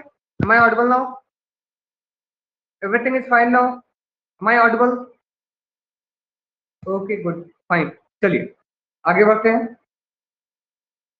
So what I was doing, I was explaining this particular point. ठीक है, ध्यान समझिए। पॉइंट नंबर 4 जो है वो क्या कह रहा है, ह्यूमन रिलेशन थ्योरी को यह कहकर क्रिटिसाइज किया जाता था क्या, कि एल्टन मेयो जो है वो किसी भी यूनियन को बहुत स्ट्रांग करना चाहते थे, वो एक बहुत अच्छा सिस्टमैटिक यूनियन बनाना चाहते थे। Point number 1। पॉइंट नंबर 2, क्या ये कहकर एल्टन मेयो को क्रिटिसाइज किया जाता है कि वो एंटी मैनेजमेंट थे, वो किसी भी प्रकार की मैनेजमेंट की बात नहीं करते थे, मतलब वो एनआरकी की बात करते थे कुल मिलाकर? क्या ये वैलिड पॉइंट हो सकता है? तो ये सब मस्त। क्या वो एल्टन मेयो ऐसा कहते थे कोई मैनेजमेंट नहीं होनी चाहिए और बहुत स्ट्रांग यूनियन होनी चाहिए? क्या ऐसा वो कहते थे? क्या वो किसी भी प्रकार की मैनेजमेंट की बात नहीं करते थे? मतलब एल्टन मेयो क्या किसी भी मैनेजमेंट के खिलाफ थे? क्या वो किसी भी प्रकार के मैनेजमेंट के खिलाफ थे? बस इसका जवाब दीजिए। क्या वो कोई मैनेजमेंट नहीं चाहते थे? पॉइंट नंबर एक। पॉइंट नंबर दो, क्या एल्टन मेयो बहुत स्ट्रॉन्ग यूनियन बनाना चाहते थे? प्रो यूनियन, क्या वो बहुत स्ट्रॉन्ग यूनियन बनाना चाहते थे? नो। तो क्या पॉइंट नंबर फोर एक वैलिड पॉइंट है क्रिटिसिज्म का? क्या पॉइंट नंबर फोर एक वैलिड पॉइंट है क्रिटिसिज्म का? मतलब क्या फोर्थ पॉइंट को आप बोल सकते हैं सर एक क्रिटिसिज्म इस आधार पे किया जा सकता है? भैया जो काम एल्टन मेयो ने किया ही नहीं उसके लिए कौन क्रिटिसाइज करेगा? जो काम किया उसके लिए क्रिटिसाइज करेगा ना। तो पॉइंट नंबर फोर जो है ये किसी भी प्रकार से क्रिटिसिज्म इस आधार पर नहीं किया जा सकता। आप ये नहीं कह सकते कि एल्टन मेयो साहब आप किसी भी मैनेजमेंट के समर्थक नहीं थे, या एल्टन मेयो साहब आप बहुत स्ट्रॉन्ग यूनियन बनाना चाहते। क्या ये आप ऐसे क्रिटिसाइज कर सकते हैं एल्टन मेयो को? बोलिए सभी लोग। सभी लोग शांत हो गए, मुझे लगा समझ में नहीं आया। फिर से मैं बता दूं, कैन आई एक्सप्लेन अगेन? फिर से? ठीक, ध्यान से सुनिएगा, प्लीज लिसन केयरफुली। चलिए, मान लेते हैं कि जो फिरोज है, फिरोज को मैं मान लेता हूं एल्टन मेयो है। ठीक है, Feroz you are Elton Mayo. Feroz, क्या आपने यानी कि एल्टन मेयो ने क्या बात की थी कि वो जो ऑर्गेनाइजेशन है, जो यूनियन है, वो बहुत स्ट्रांग होनी चाहिए, बहुत सिस्टमैटिक होनी चाहिए, जो यूनियन होगी वो बहुत अच्छा व्यवस्थित एंड ऑल फॉर्मल होनी चाहिए। पॉइंट नंबर एक। पॉइंट नंबर टू, क्या एल्टन मेयो ने ये कहा कि भैया किसी भी प्रकार की मैनेजमेंट नहीं होनी चाहिए? क्या एल्टन मेयो ने ये कहा कि कोई मैनेजमेंट की जरूरत नहीं है? क्या एल्टन मेयो ने ये कहा था कि I will not need any type of management, भैया सब जैसे मन तैसे रहो, आओ जाओ खाओ पियो ऐश मौज करो, हमें कोई मतलब नहीं है, काम करना है करो, नहीं करना है घर जाओ? ऐसा उन्होंने किया क्या? मतलब सब कहना क्या चाहते हो? समझ पा रहे हैं? तो क्या इस आधार पे एल्टन मेयो को क्रिटिसाइज किया जा सकता है? क्या इस आधार पे एल्टन मेयो को क्रिटिसाइज किया जा सकता है कि एल्टन मेयो साहब आप एंटी मैनेजमेंट हैं? बताइए, क्या एल्टन मेयो को इस आधार पे क्रिटिसाइज किया जा सकता है कि साहब आप एंटी मैनेजमेंट थे? नहीं किया जा सकता, ऑब्वियस सी बात है। तो पॉइंट नंबर फोर को आप एक्सक्लूड कर दीजिए, हर जगह से, सब जगह से हटा दीजिए। पॉइंट नंबर एक यहाँ बचा हुआ था, पॉइंट नंबर फाइव देख लेते हैं। It states too much on informal relation, बिल्कुल इस आधार पर क्रिटिसाइज कर सकते हैं भैया आपने बहुत ज्यादा इनफॉर्मल ऑर्गेनाइजेशन को इज्जत दी, प्रतिष्ठा दी, मान दी, सम्मान दी, आपने तो फॉर्मल इंस्टीट्यूशन को बहुत अच्छा माना ही नहीं। इस आधार पर कर सकते हैं, but again point number four जो है इस आधार पर आप नहीं कर सकते। तो पॉइंट नंबर फोर जो है वैलिड सोर्स ऑफ क्रिटिसिज्म नहीं है। तो एक दो तीन पांच, मतलब option number C is correct. Clear? समझ पाए? देखिए इस तरह के क्वेश्चन आते हैं, ठीक है, और आपको थोड़ा सतर्क होना होगा, थोड़ा समझना होगा चीजों को अच्छे से, तब आप इन क्वेश्चन को सही कर पाएंगे। जब तक देखिए जैसे अगर मैं ये बोलूं कि किसी ने अगर एल्टन को पढ़ा ही नहीं अच्छे से, क्या वो क्वेश्चन करेक्ट होगा उनसे? कभी नहीं ना होगा। ठीक है, चलिए आगे बढ़ते हैं। ये बताइए, काफी आसान question, this is too easy question, जल्दी से बताइए।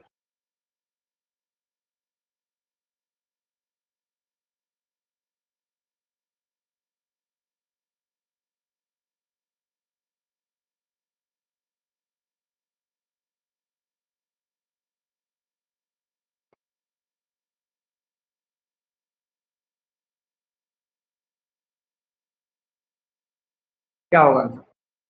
Very good, the correct answer would be Simon. देखिए मैं सबके सामने लिख दे रहा हूँ, सैटिस्फाइसिंग का कॉन्सेप्ट किसने दिया था? साइमन ने दिया। ठीक है, theory of X and Y किसने बात की? डगलस एमसी ग्रेगर ने बात की है। It is motivation hygiene two factor theory किसने दी है? हर्जबर्ग ने दी है। Is it immaturity maturity theory किसने दी है? क्रिस एल्विस ने दिए। ठीक है, सब कुछ हमने बहुत अच्छे से पढ़ा है, we all have done in the very best way. ऐसे नेक्स्ट क्वेश्चन, तो यहाँ पे देखिए जितने इंपॉर्टेंट थ्योरीज हैं खास तौर पे आपके एग्जाम के लिए, तो उसको आप याद कर सकते हैं। जैसे इसमें काफी सारी थ्योरी हमने पढ़ाया है। मैनेजमेंट बाय ऑब्जेक्टिव किनकी है, हमने आपको पढ़ाया है, पीटर ड्रकर। मैच्योरिटी, मैच्योरिटी किसकी है सर, क्रिस एल्वेस। Theory of X and Y किसकी है सर, तो क्रिस एल्वेस। एक्सपेक्टेंसी थ्योरी जो है वो विक्टर ब्रूम की है, ध्यान रखिएगा, ये इंपॉर्टेंट है आपके एग्जाम के लिए, दिस इज इंपॉर्टेंट। ठीक है, बाकी ईआरजी थ्योरी भी हमने आपको पढ़ाया था, अगर आपको याद हो तो, याद है, हमने क्लास में ईआरजी थ्योरी पढ़ाया था, तो इसको आप ध्यान रख सकते हैं। थ्योरी ऑफ जेड हमने पढ़ाया है। ठीक है, बाकी जो एक्स्ट्रा चीजें हैं आप उसे याद कर लीजिएगा। ठीक है, बाकी जो एक्स्ट्रा है कुछ आप उसे याद कर सकते हैं। ये बताइए, the grapevine is valuable, the grapevine is valuable as a barometer of public opinion in an organisation. किसने कहा, grapevine is important. Grapevine मतलब इनफॉर्मल कम्युनिकेशन जो है वो जरूरत होता है उसका, वो इंपॉर्टेंट है। Uh uh Bernard, no, the answer would be Simon. ठीक है, साइमन इस बात को कहते हैं कि जो ग्रेप वाइन है किसी भी ऑर्गेनाइजेशन में वो उतना जरूरी होता है जिस तरह से पब्लिक ओपिनियन को मेजर करने के लिए बैरोमीटर की जरूरत, मतलब ऐसा कुछ। ठीक है, नेक्स्ट क्वेश्चन, चलिए क्वेश्चन आज यही तक था। तो आई होप कि हमने कोशिश की कि आपके साथ कुछ कॉन्सेप्चुअल क्वेश्चन डिस्कस की जाए। अगर मैं चाहूँ तो और भी डिस्कस कर सकता हूँ, more than 1 hour 2 hour 3 hour, क्योंकि चीजें खत्म हुई होगी ही नहीं, नथिंग विल नॉट एंड, बहुत सारी चीजें हैं। द पॉइंट इज कि आप चीजों को कितना ग्रैब कर पाते हैं, कितनी चीजों को रिवाइज कर पाते हैं, और लास्ट लास्ट जाते जाते हम लोग जल्दी से करते हैं 15 रैपिड फायर क्वेश्चन। रेडी, जिनको भूख लग गई वो जा सकते हैं, जिनको जरूरत मतलब रहना है most welcome. Who wrote the book the new way of managing conflict?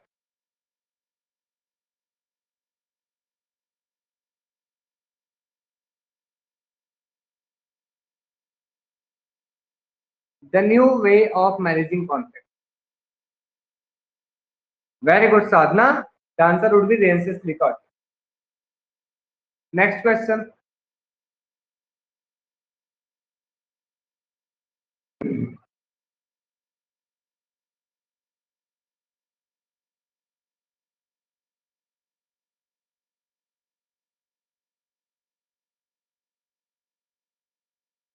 Who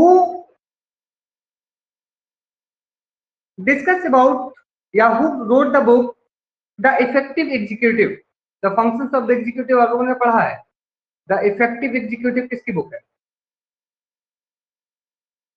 who wrote the effective executive, the effective executive?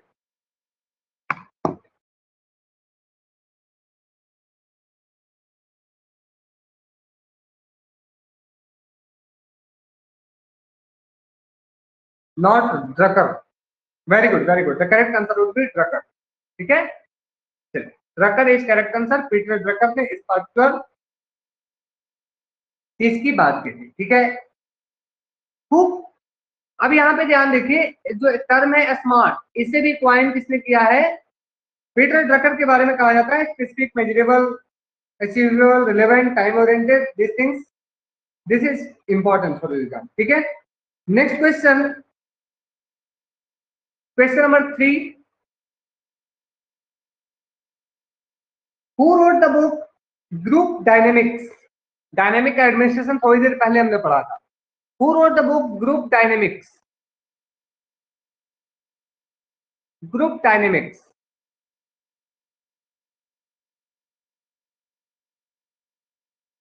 Group dynamics, विडनर, no,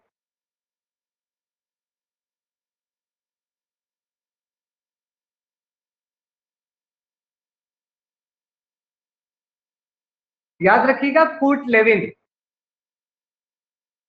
नाम सुना है ना, फूट Lewin? Foot Lewin is correct answer, group dynamics.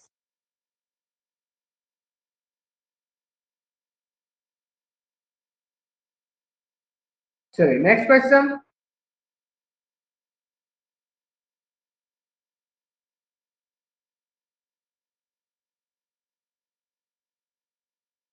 Question number 4,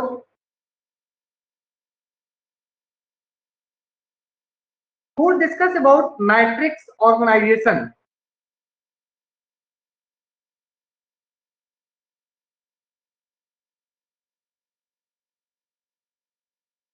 matrix organisation की बात किसने की है?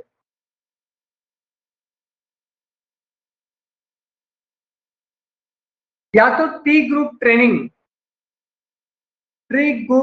Training की बात किसने की है? The answer would be Chris एग्रेस।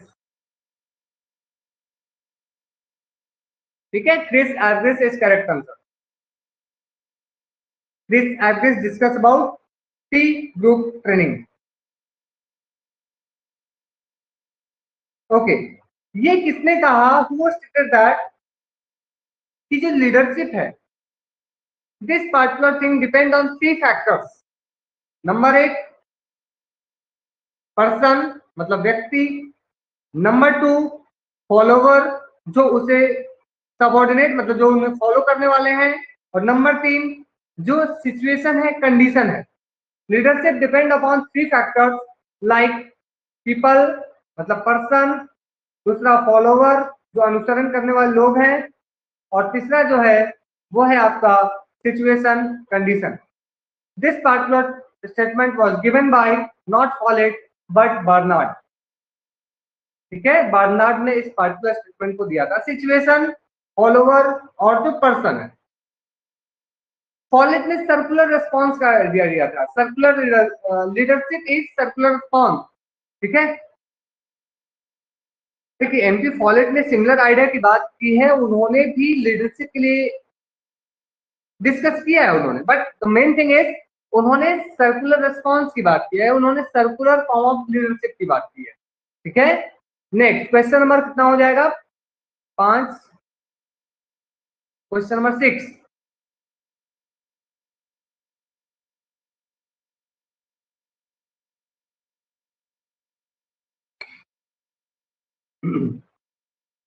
किसने लीडरशिप को कहा leadership is a circular response? Who discuss about leadership is a circular response? Circular, circle में घूमते रहता है। कभी आपसे हमने सीखा, कभी हमने आपको सिखाया। दिस थिंग्स, बताइए।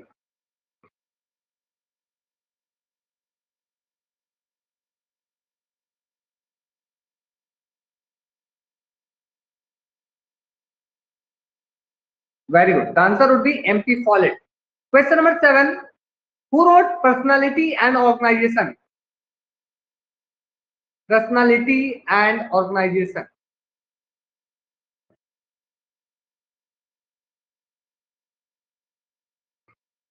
Who wrote Personality and Organization?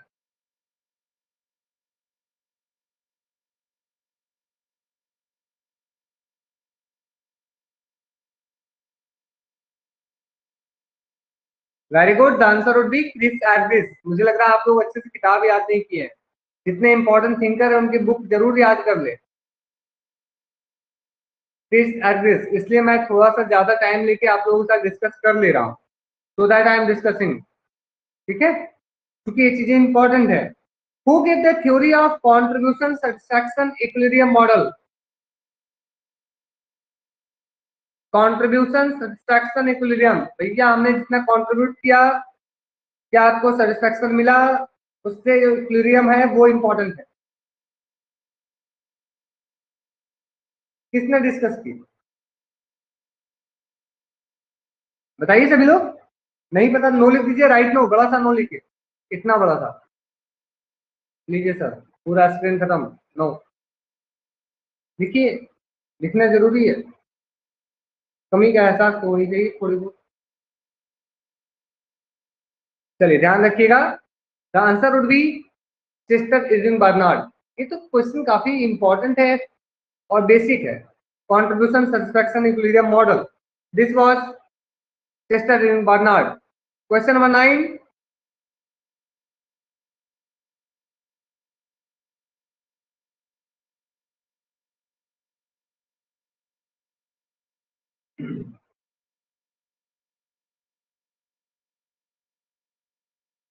Who gave the concept of fusion process theory? FUSION. FUSION. Fusion process theory. Bakke. Okay, और बताइए सभी लोग.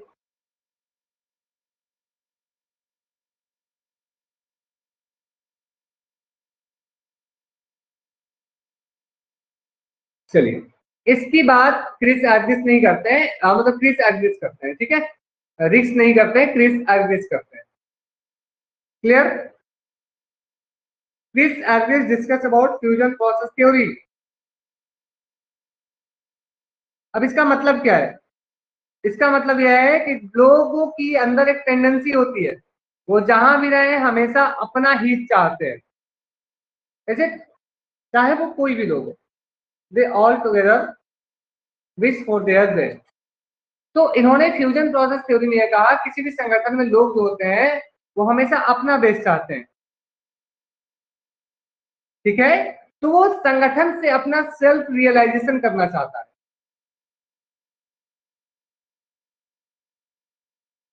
ठीक है, सेल्फ रियलाइजेशन, जिससे क्या होगा, वो अपने पर्सन को डेवलप करता है, खुद को डेवलप करता है.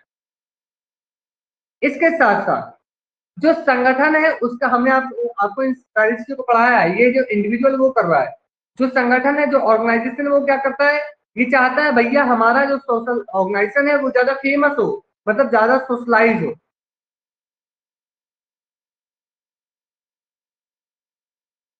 समझ पा रहे हैं? जो ऑर्गेनाइजेशन हो वो ज्यादा सोशलाइज हो. तो इन दोनों, अगर जब ये सेल्फ रियलाइजेशन और सोशलाइजेशन ये दोनों आपस में मिलता है और एक दूसरे के साथ आगे बढ़ता है, इसी को क्रिटिसाइज करते हैं. This is what, this is fusion process theory. याद रहेगा? भूल जाएंगे.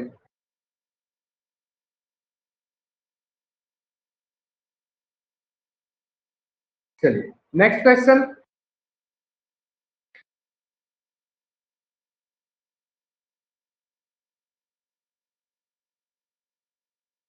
Who is known as mother of management?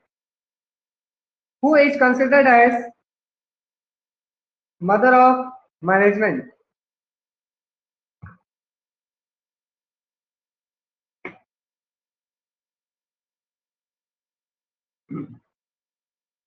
Very good. The answer would be M.P. Follett.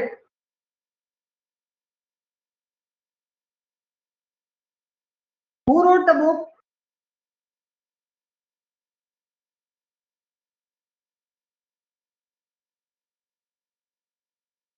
The New State?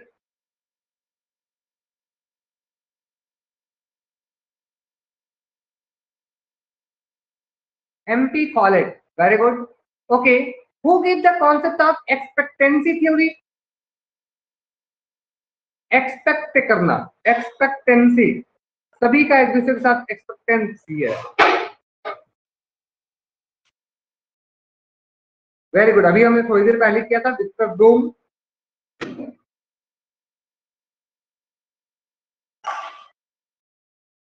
ठीक है, एक टर्म है जो शायद आपसे पूछ लिया जाए, वैलेंस. वैलेंस शब्द को सुना है? ये जो शब्द है वैलेंस, इसका इस्तेमाल जो है वो विक्टर ब्रूम ने किया है, इसलिए कि हर संगठन में होता है एक्सपेक्टेंसी कि जो लोगों की इच्छा है, जो उसमें काम करने वाले लोग हैं, उनकी जो एक्सपेक्टेंसी है वो पूरा हो. समझ पा रहे हैं? इसको ध्यान रखिए.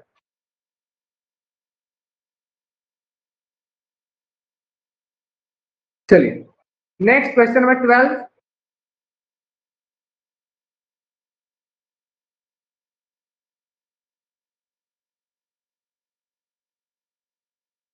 Motivation is heart of management, किसने कहा है? हु स्टेटेड दैट मोटिवेशन जो है it is heart of management. Management में मोटिवेशन जो है वो हर्ट, इससे कहा है रेंसिस लिकर्ट ने। ठीक है, Rensis Likert, do remember it, Rensis Likert.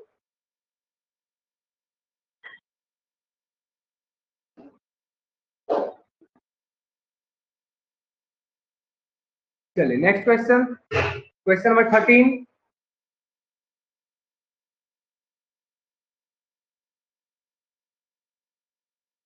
In which year the book The Science of Muddling Through was published? 1957. The Science of Muddling Through was published in which year? The answer would be 1959. Very good. 1959 ईस्वी में ये किताब जो है वो आपका publish होता है। Next question of 14।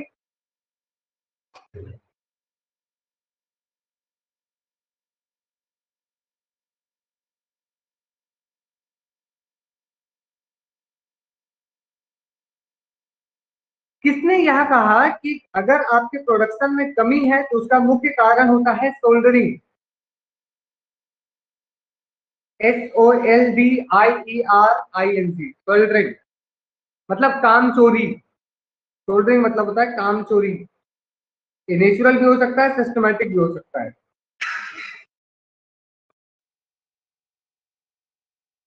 साइमन, नहीं नहीं, Taylor. Very good Shraddha, answer would be Taylor साहब। टेलर साहब ने सोल्डरिंग का कॉन्सेप्ट दिया। ये दो तरीका का हो सकता है, नेचुरल भी हो सकता है, सिस्टमैटिक भी हो सकता है। याद रहेगा, it can be natural, it can be repeat. देखिए, किसी भी ऑर्गेनाइजेशन में अगर प्रोडक्शन कम हो रहा है, ऑर्गेनाइजेशन में अगर प्रोडक्शन कम हो रहा है मतलब ऑर्गेनाइजेशन की जो इफिशियंसी है अगर उसमें कमी आ रही है तो इसका मतलब, इसका कारण जो होता है वो होता है जानबूझ के काम कम करना, मतलब सोल्डरिंग करना। सोल्डरिंग मतलब काम चोरी करना।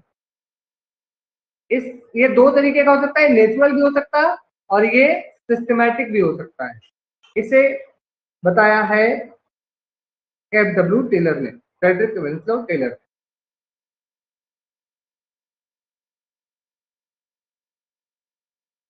चलिए next, last but not the list.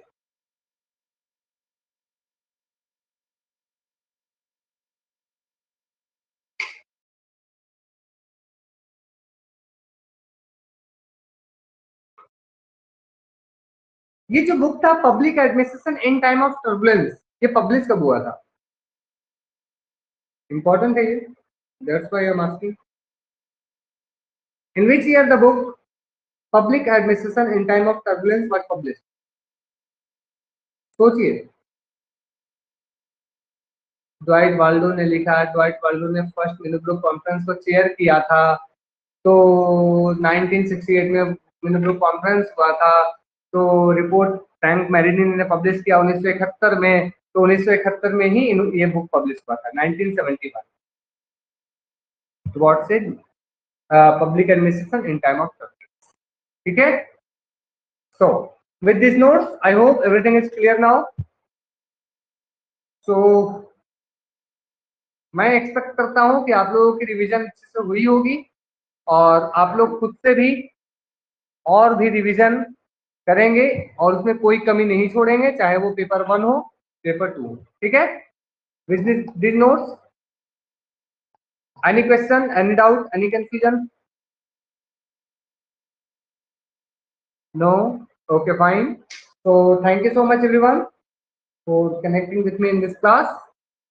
Let's meet again in the next class. Keep learning, keep smiling, stay blessed, stay happy. Thank you, Shraddha. Thank you, thank you, thank you for your lovely words. We are doing for your best and कोशिश ये है कि आप लोग जितना सीख पाए, जितना समझ पाए, जितना ज्यादा से ज्यादा हमारे से लेकर जाए।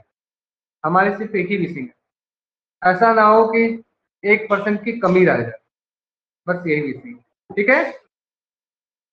तो with this note thank you so much, मिलते हैं कल हम लोग। Keep learning, keep smiling, stay blessed, stay happy, खुश रहें, मस्त रहें, सीखते रहें, मुस्कुराते रहें, अपना ध्यान रखें और खुद पे विश्वास रखें। Thank you everyone, thank you.